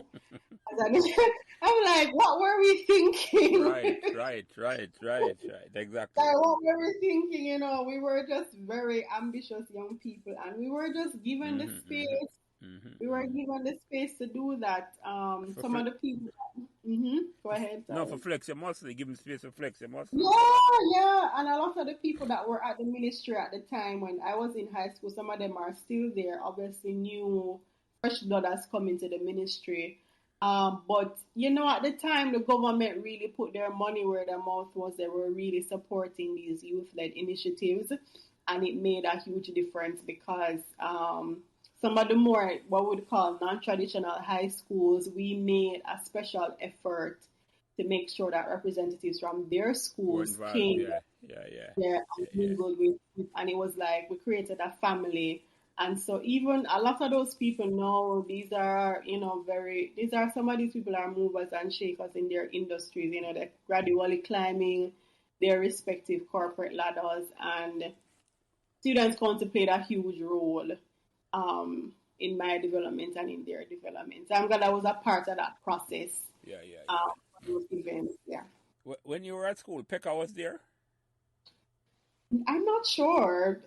Probably no. That name not ringing a bell. Miss Johnson, you remember Pekka? No. When she was no Pekka, because remember when I started, Pekka was there for like a year. Okay. So when she started, Pekka would have no left. issue Pekka at all. Okay, cool. Yeah, if you don't mind, a quick question though, Sophia. Looking back at the years attending Meadowbrook, if you were to change one thing about your 7 years duration there, what would it be? If you had to change something, being at the school or change something within the school curriculum or activity, what would it be? Looking back. I think the main thing I would have changed. Well, when it was time for like career day, I personally do not remember participating in a career day. So for me, I just knew the subjects I wanted to choose, and I did well in all the subjects, so I really could have done whatever I wanted to do, and I had made up my mind that I was going in a particular direction, and the teachers that had supported me. So what I would have changed though, I wish I was more open to other areas. I don't remember being exposed to other areas outside of the traditional fields. I know there was like a career day, but the only thing I remember about that day was we got a sheet of paper, you decide what subjects you were choosing, and you just went along your way. I wish that I was more exposed to other options for me. And I wish I was also exposed to the possibility of studying overseas. That was just never ever a part of my radar. I mean, in honesty, just going to UE alone, going to university alone would have been a big deal for my family. But I felt like, okay, all the options that were actually there for me, I wasn't really, I didn't really know what they were. So that's the only thing I would have changed. But I suspect that may not have been the school's fault, but more so like parental supervision at the time, I guess. I don't remember sitting in a room and different people coming to say, oh, this is what this field is about, this is what that field is about. I do remember like the schools, like the universities coming and talking to us about the programs that they offer, but in terms of career choices and how important the decision was, I wasn't really exposed to that. That's the main thing. Let me ask you a question on top of that. There are any family members who follow you at Meadowbrook? No, yeah, my younger brother. I have a younger brother. We were like 3 years apart. Um, well, he would tell me that it was good and it was not so good for him in some regard. Persons, sometimes the teachers, he said, were holding him to the standard, my standard, and he's a much more low key, quiet person that he was just okay with doing enough and not necessarily going above and beyond. He's what I call like a late bloomer. Mm-hmm. So having the pressure of somebody that became a deputy head girl and was always vibrant and out there wasn't so fun sometimes, but he also benefited he benefited in other ways though. Yeah. It might have a bittersweet taste in my mouth. Yeah, like people would go the extra mile to look out for him, or I had friends that made sure, they made sure he was okay. And he kind of lived on my goodwill, but then, that came with other things. pressure. That came with added pressure because your standard was so high, yeah. Yeah. And he was inspired to come Meadowbrook because of you. Yes, he was. Yeah, yeah, he was. He Oh, was. that's a common thing. That's a common thing throughout Meadowbrook. Let me ask you a question though. Yeah, Ms. Johnson touched it earlier, but I want to ask you directly in terms of say, what do you think can be done to inspire Meadowbrook past students to want to give back to the school? I don't think. I feel like um for me, I think that sometimes just an invitation to do that. Um, some past students, it's never gonna happen because, like I said earlier, a lot of persons they were just there to do their 5 years and kind And of just leave. go about business in the US or wherever. So it's never gonna happen. But for the persons who a mark was made, I feel like it's just an invitation. I think an invitation to be present would start the dialogue and start the conversations. So I remember the other day there was a fundraiser for a play. I feel like all those fundraisers usually do well. This particular one, there were some issues with the play that they chose, so that didn't go so great. So I just feel like if there is something that everybody can contribute towards, in a small way, I think people would hop onto that. So if there is some kind of fund, or there's some type of way that every year we can look forward to this thing, or every year we can contribute to this thing, um, then it would help. And if it would be easy to also contribute, so if I can't be there physically, is there a way where I can simply click on a link and $20 or $50 gets drawn from a credit card, and I know that it's going towards this fund?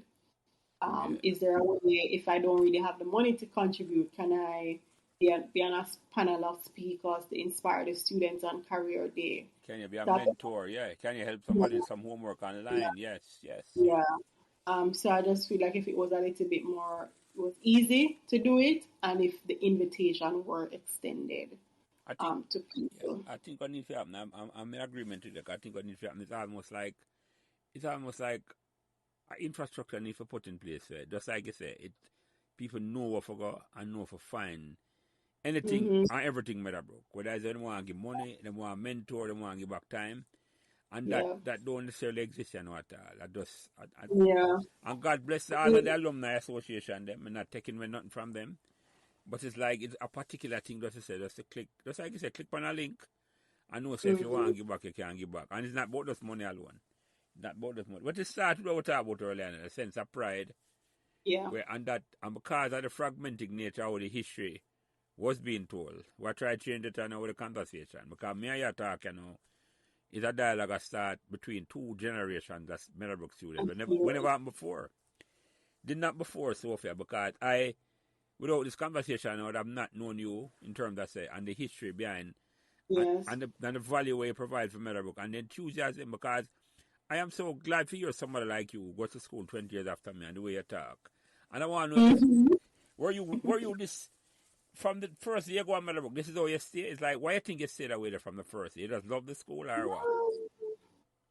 Yeah, because I mean, imagine going. If you grew up in an environment where you're not necessarily expected to do well, um, um, and but then you're shown a different path by the people you're surrounded by every day, and they really encourage you and push you, and they look at you as a human being and not, oh, the fact that your mother died when you were young, or um, you know, and I could just leave all of that behind when I came through the gates.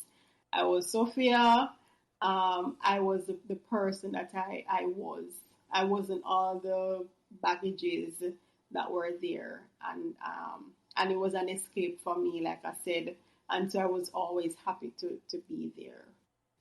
And I'm telling you, like, I felt like some people just went above and beyond to be helpful to me and to help along my journey. So I was always happy, and I was I was always appreciative of the opportunity to be at that school, and I was always the one telling my friends, no, don't be like that. Yeah, the plaid may not be so pretty, but wear it with pride. Everybody had an issue with the plaid, and it was hot and everything. But whenever I stepped anywhere, like people knew that you couldn't talk to a Meadowbrook girl any kind of way. Like I stepped out with pride. And people treated me as such. So so I was always like that. I was always like that. No, that I went clip that Sophia and use that as a promo because you should be talking to Meadowbrook students, current, future one, every day. Just what I said a while ago, because the passion we have for Meadowbrook and the love we have for Meadowbrook, I am refreshingly happy to hear. I'm going to put it that way there. I did. Yay, good. I am happy to hear that. I'm happy to hear that, Sophia. Let me ask you a couple more questions before we'll wind it down a little bit, because we're almost, believe it or not, we're almost here for 2 hours already. So. Wow. Let me ask you this question. How it make you feel bringing back all these Meadowbrook memories? I feel really good, Glaister. I remember one day in devotion, somebody said, two pivotal moments in devotion. One, somebody said, these are the best days of your life. And I was like, yeah, right. Give me adulthood, please. But that turned out to be true. My high school days, especially my sixth form years, were truly some of the best days. And they laid the foundation for the life I'm living now. And I remember somebody else saying in devotion, it's your choices and not your circumstances that determine your success. And for many, many years, that was the footnote on my email signature. Choices, not circumstances, determines one's success. So just thinking about these memories, I was reliving just how blessed I am and the drive that Meadowbrook inculcated in me to just do well. Because I'm telling you, some days it was very hard. Some days it was very hard to, I was like, am I really going to finish law school? Am I really going to pursue this dream? It kind of just feel like the odds are stacked against me. But I always remember the experience I had at Meadowbrook. And just how much effort was placed into, just how the stars lined up, if you will. Mm-hmm. I couldn't fail even if I wanted to, and so that kept me going. So I feel really good reliving and some of these memories. You think you get the impression that some of the teachers were just there to help you, in terms that say they knew and then had to help you. That's a feeling. Yeah, because I don't know that people really knew my background like that. Yeah. I knew that my form teacher for grade 7, she knew a lot about my backstory. Because I think when you just came in, everybody had to take a keen interest in what you were doing. So I just feel like some persons were above and beyond. Even the guidance counselors, oh my God. What were the names? This is a guidance counselor. You remember the names? Lord. Miss Johnson, you remember the names of the guidance counselor at the time? Counselors? Yes. They were Mrs. Pollack and Mrs. Carr. Mrs. Carr, and there's another lady that was Mrs. there. Pollack. It's Pollack. Yeah, man. Brown lady. You're talking about Mrs. Ray. Yes, thank you, Mrs. Ray. Mrs. Ray. Oh, that means you came when Mrs. Ray started. Yes, okay. Mrs. Ray. Yeah, because we had Mrs. Pollack and Mrs. Carr. Then Mrs. Pollack retired. And then, yes, you would have known Mrs. Ray. Because Mrs. Ray started in 2003. So what was so special about these guidance counselors, Sophia? So So because of my brother, so I all along I was kind of living under the radar in terms of like what happens in my family life. But then my brother came because we didn't grow up in the same household. So when my mother passed away, I stayed with my sister, and then a couple years after, he was living with her uncle, and so he had a from the very start for him, he had a rapport with Mrs. Ray and Mrs. Carr. And then because of that, I started, he told them that I'm his sister. And so they took a keener interest in me. And so I just kind of started building a decent rapport with them. But even before my brother came to Meadowbrook, I remember one day in grade 8, there was some issue with my class.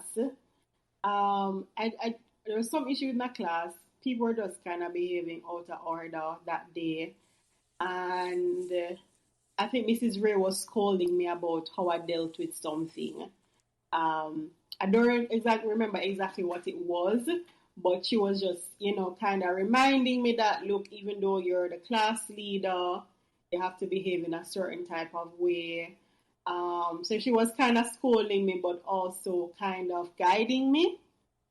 And I had several of those pivotal moments with different teachers. So I just felt like whenever they saw a student with a certain strength, they would always try to, and it wasn't just a me thing. I saw where teachers would really take an interest in different people in different ways. So they saw my skill with being a class leader, and persons would take the time to give certain things. I'll give you another example. In sixth form, I got a grade 2 in history Cape, and the history teacher that I got transferred to for upper sixth form, she was dissatisfied with my grade 2. Mm-hmm. She was very dissatisfied, and she was like, "No, Sophia, you have to get a grade 1. You have to get a grade 1."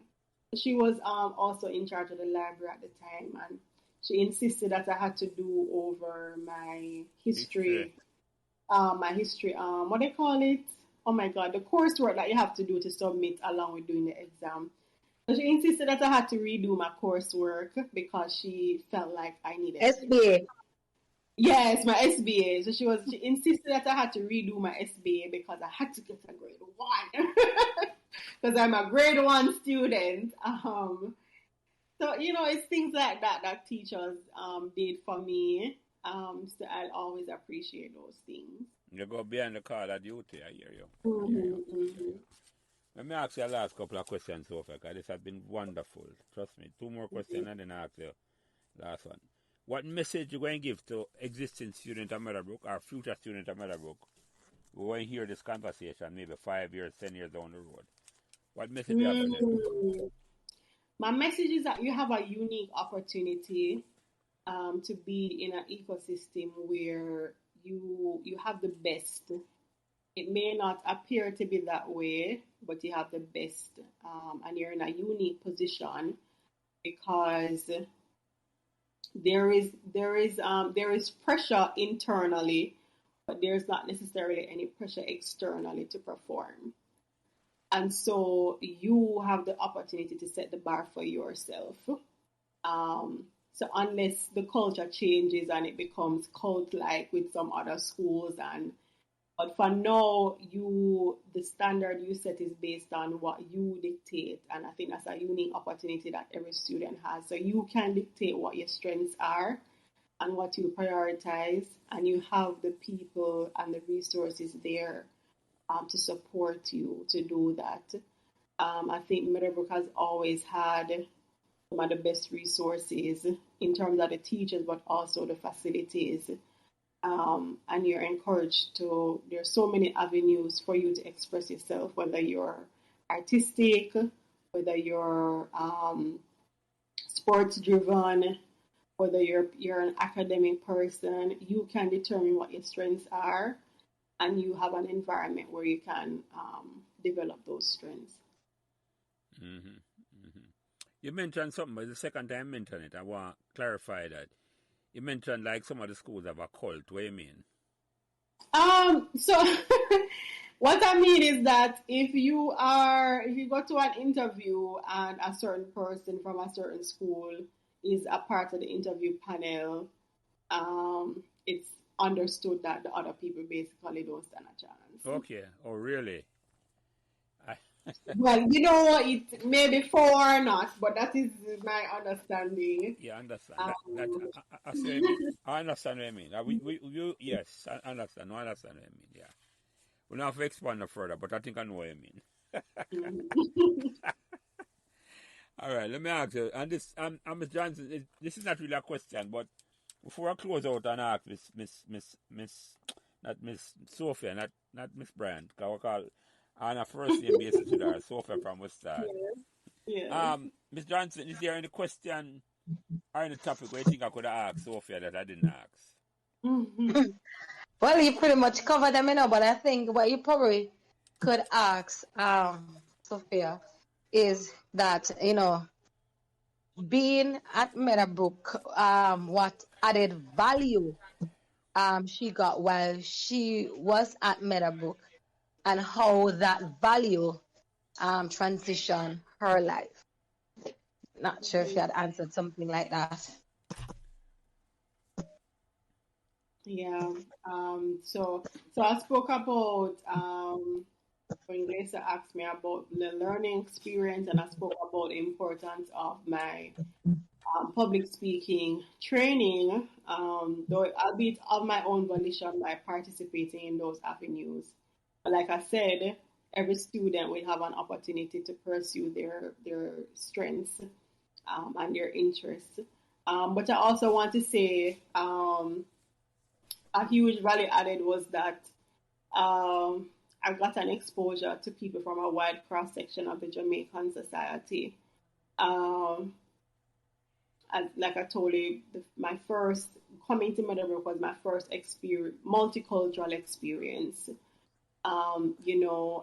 My school, primary school, I went to a primary school, not a prep school, and I don't have any issues with speaking about that. All the students were black. There were like two. There was a set of twins that were Indian, but that was it. And so when I came to Meadowbrook and saw white students, I saw Chinese, I saw biracial students. Majority were of African descent, but there was still an interesting mix of persons from different backgrounds. So there was the obvious difference in culture in terms of what they looked like. But I also eventually realized that there was a difference in terms of the lifestyle that different students were living. Like some students didn't know what it was like to take public transportation. And some students had a maid to clean their shoes, while some of us had to prepare our uniforms ourselves. Some of us were given our lunch money for the week to manage, while some of us, it was a daily thing or a daily challenge for our parents to find the means to look after us. But we all had to get along. We all were doing the same exams. We all got the same attention from our teachers. And, we all made fun of the same type of jokes. But we all got a chance to showcase our different strengths. You know what I mean? Some of us were more bright than others. Some of us were more athletically inclined. But I just felt like there was this synergy among all of us as students to really help each other and ensure that we all crossed the finish line, which was to pass our CXC subjects. And so for me, being in an environment where there was obvious difference in social classes, but coming there, being seen as a student rather than what was in your bank account, I know for a fact that that's not the experience of many students that went to school similar to Meadowbrook.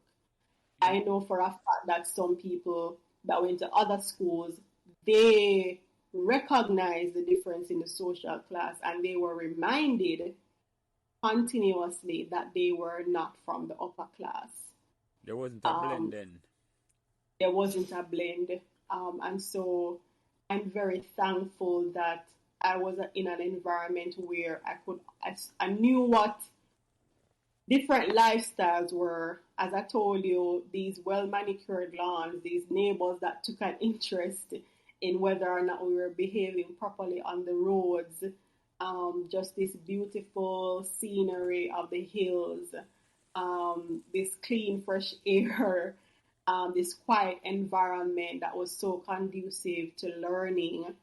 That was, I couldn't have asked for a better high school experience.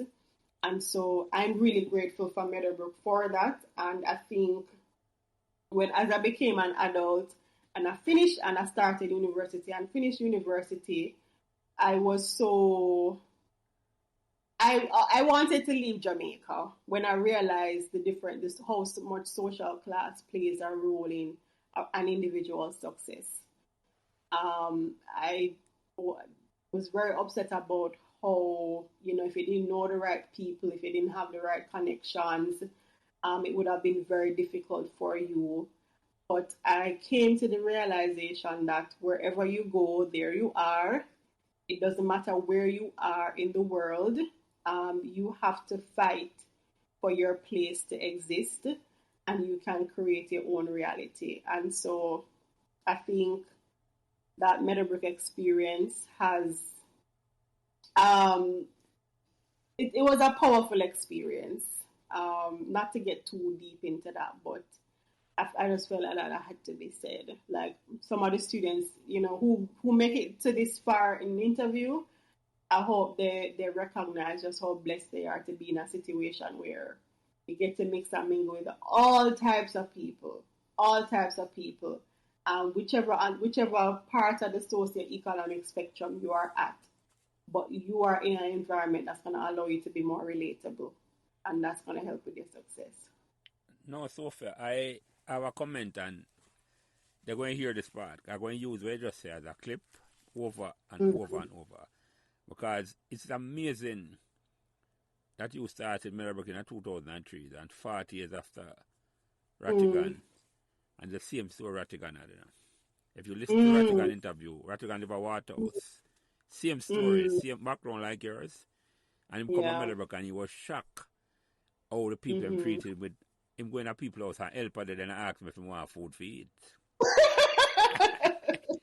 No, I'm saying I've never seen that before. Oh my God. No, and I'm saying for you have the same story 40 years later, it is amazing. That's all I can say to you. Yes. When I hear you talk, I say, but Rattigan answer the same way. Rattigan answer the same way. Right. When I heard some of my classmates complaining about taking the bus and how scared they were, yeah. I was like, what is wrong with this kid? Yeah. But that was Meadowbrook, and you became friends with everybody because that is Meadowbrook. That's the Meadowbrook way, man. That was Meadowbrook. Some of those very students in my little book, all of us had a little book. Some of them wrote, "Oh, Sophia, when you get rich, please hire me," or ensure that you have. And that's my question for you before I ask you the last question. My question for you is like I say, I don't like clone you because your attitude and everything is like, I don't like know what make you so in terms of say, and I'm not saying this, just listen to you, Sophia. I'm very inspired to listen to you because you're so upbeat, you're so positive. You see what I'm saying to you? I want to know what you eat, what's in your food. That you have that attitude, you come from a tough background. I know the background you come from. You mentioned the name earlier, so I know it's not an easy background. And you talk about, you see what I'm saying to you? What made you go through all of that? Go through the valley of the shadow of death and come out on the side where you basically is an example. Just the desire to make my sister proud. I think that's been a big part of my drive, making her proud because she didn't get to. I feel like she took on a burden that she didn't have to take on. How much older than she was than you? How much older than you? So she were 16 years. So when I was, our mom passed away when she was she was almost 17. Yeah. I was almost 3 years old, and my brother was like a year and a half. Okay, so call your sister name. Your sister still around? Oh, yes, Denise. Everybody knows her as Denise. Yeah, man, big up your sister, man. Big up your sister. Yeah. I have to big up your sister, man. Trust me. Yeah. So mhm. No, go ahead. Go making ahead. her making her proud was a big thing for me. I mean, we had some struggles in terms of where she thought my ambition should stop and what was she thought was realistic for me. But even her children, so I'll give you an example. So me and her niece, my niece, her daughter, we grew up very close, even though we're like about 2 years or so Age group, apart. like, yeah, yeah, yeah. Yeah, yeah. So we grew up close, and my niece, because I was determined to pursue my academic goals. There were some things that my niece would have started to take on earlier than me. Like my niece started a family earlier. She started traveling before me. But even though I felt like my development was kind of stunted because of the commitment to academics. Yeah. I just knew that I had to stick it out. Yeah. Even though everybody was concerned, quite frankly, because I had to be sending myself to school. So everybody was concerned about when I'm gonna finish, if I'm actually gonna finish, and when will I actually be able to start working. But I knew I had to stick it out. Mm-hmm. And so when I stuck it out and I finally completed, everybody's very proud of me. They did what they could, but listen, when you're at 25, when you get to like 25, not that many people gonna really sympathize with you at that age. Mm-hmm. When Mm-hmm. you're 25, you're like, I've grown up at this point in time, and you really just have to fend for yourself. And whatever you decide to do, you kind of just have to make it work. You don't get too many chances when your family is not from a wealthy background. Mm-hmm. Mm-hmm. So I just knew I had to stick it out. So really that's the drive. And after making my sister proud, my drive now is making my mother proud because she had 6 of us. Everybody spoke very highly of her, speaks highly of her even to today, and they speak about the fact that she was a very kind person, and people always liked being around her. And I just felt like whatever she would have been deprived of achieving because of the time that she was born in, I have a different reality and I have a different exposure. And so I need to make the most of my exposure and the reality that I'm able to embrace. So that's now a big part of my drive. And a part of it is also proving people wrong. Uh, um, that is a part of it. Like, okay, you have very little expectation of women overall and women from a certain background. And from a certain school to kind of got a brand name school them to ride, right? Yeah, and from a certain school. Well, I'm going to prove you wrong, and you're gonna know that don't ever count anybody out. And I've lost friends, when I started law school. After the people I started law school with, they completed before me. Those people aren't necessarily my friends now because, if you're not matriculating on at the same pace as certain people, they kind of count you out. The people want if you're going to make it, that sort of thing. Mm-hmm. But Mm-hmm. like I said, I decided to stick it out. Mm-hmm. Mm-hmm. So that's the drive. No, man, very, very impressive, Sophie. I can't stop saying that. Trust me, because when I listen to you, I'm saying, I'm glad. What's your teacher name, Mrs.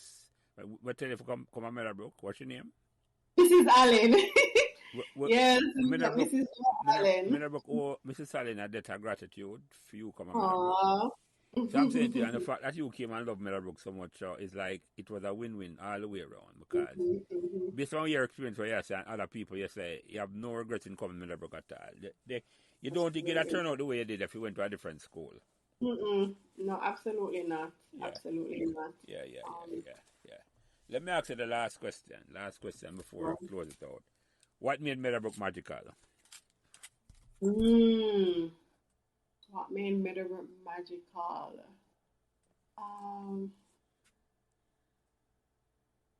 The sea where people say, I wonder if there's something in the water. I think there is something in the air. Honestly, I felt like there was something in the air. You literally feel like you're in your own ecosystem. When you go through the gates, it felt like a different world. Mm. And I've been to other campuses because when I was active in Students' Council, I got a chance to go on to other campuses.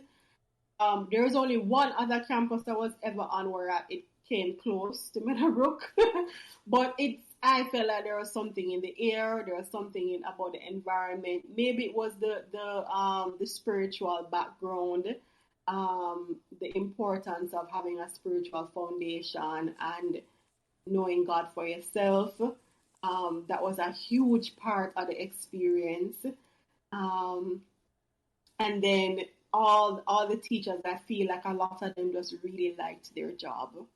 I feel like a lot of the people liked their job, even though down to the ancillary staff. Mm-hmm. I feel like even they liked their job. It was a joy for them to be there amongst us as students. So at the time, the atmosphere in literature, we call it the atmosphere, time, place, look, everything, the air, the atmosphere was just perfect, and the spiritual grounding we had, and people that just liked their job. Yeah, man. Well, as I described it a number of times on these, when I'm talking about it, Meadowbrook is like our Hotel California. You can check out any time, but you can never really leave. You don't leave Meadowbrook at all. That's how I feel about Meadowbrook. So, my sentiments is the same. I leave there longer than you, and it's like, you want to go back. You would have go back to school at Meadowbrook today. Yes. That's how the atmosphere, and that's to do with the atmosphere. You're right, Sophia. You're right. Anyway, this was wonderful, but any closing remarks before we go? Miss Johnson, any closing remarks before I close it out? That it was, I mean, you have said it all. She had some great moments, some good times. The experience is good, is something to be told to the others who are coming. So I do hope they listen. It was good. It was great. Yeah, I think so too. And Sophia, any closing remark before I close it out?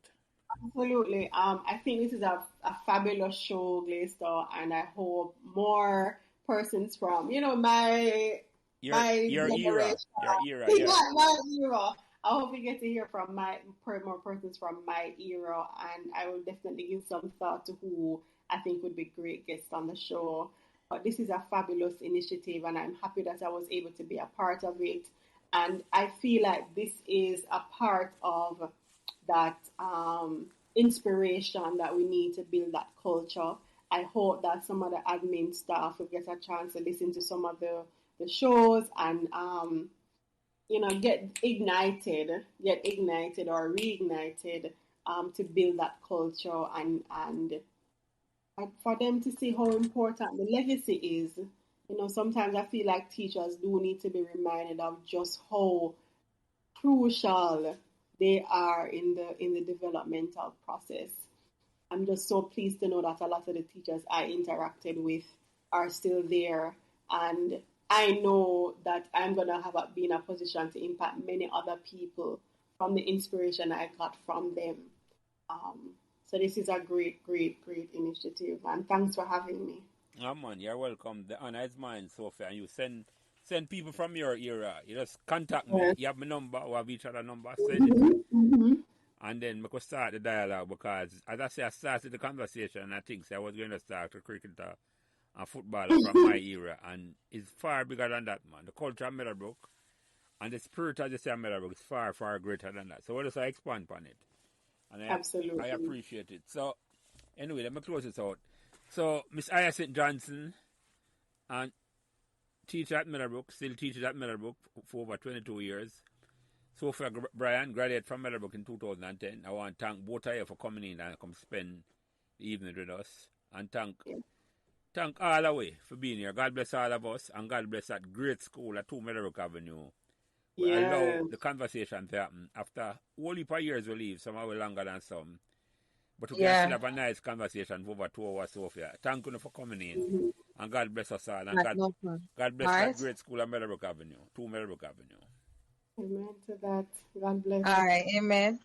All right, God bless. Take care, Sophie. Yeah, man. I mean, I have a number, to get in touch. Yes. So we definitely link. All right, awesome. All right, Sophia. Yeah. We'll talk. Thanks. All right. Yeah, man. Thank you. Yeah. Bye-bye.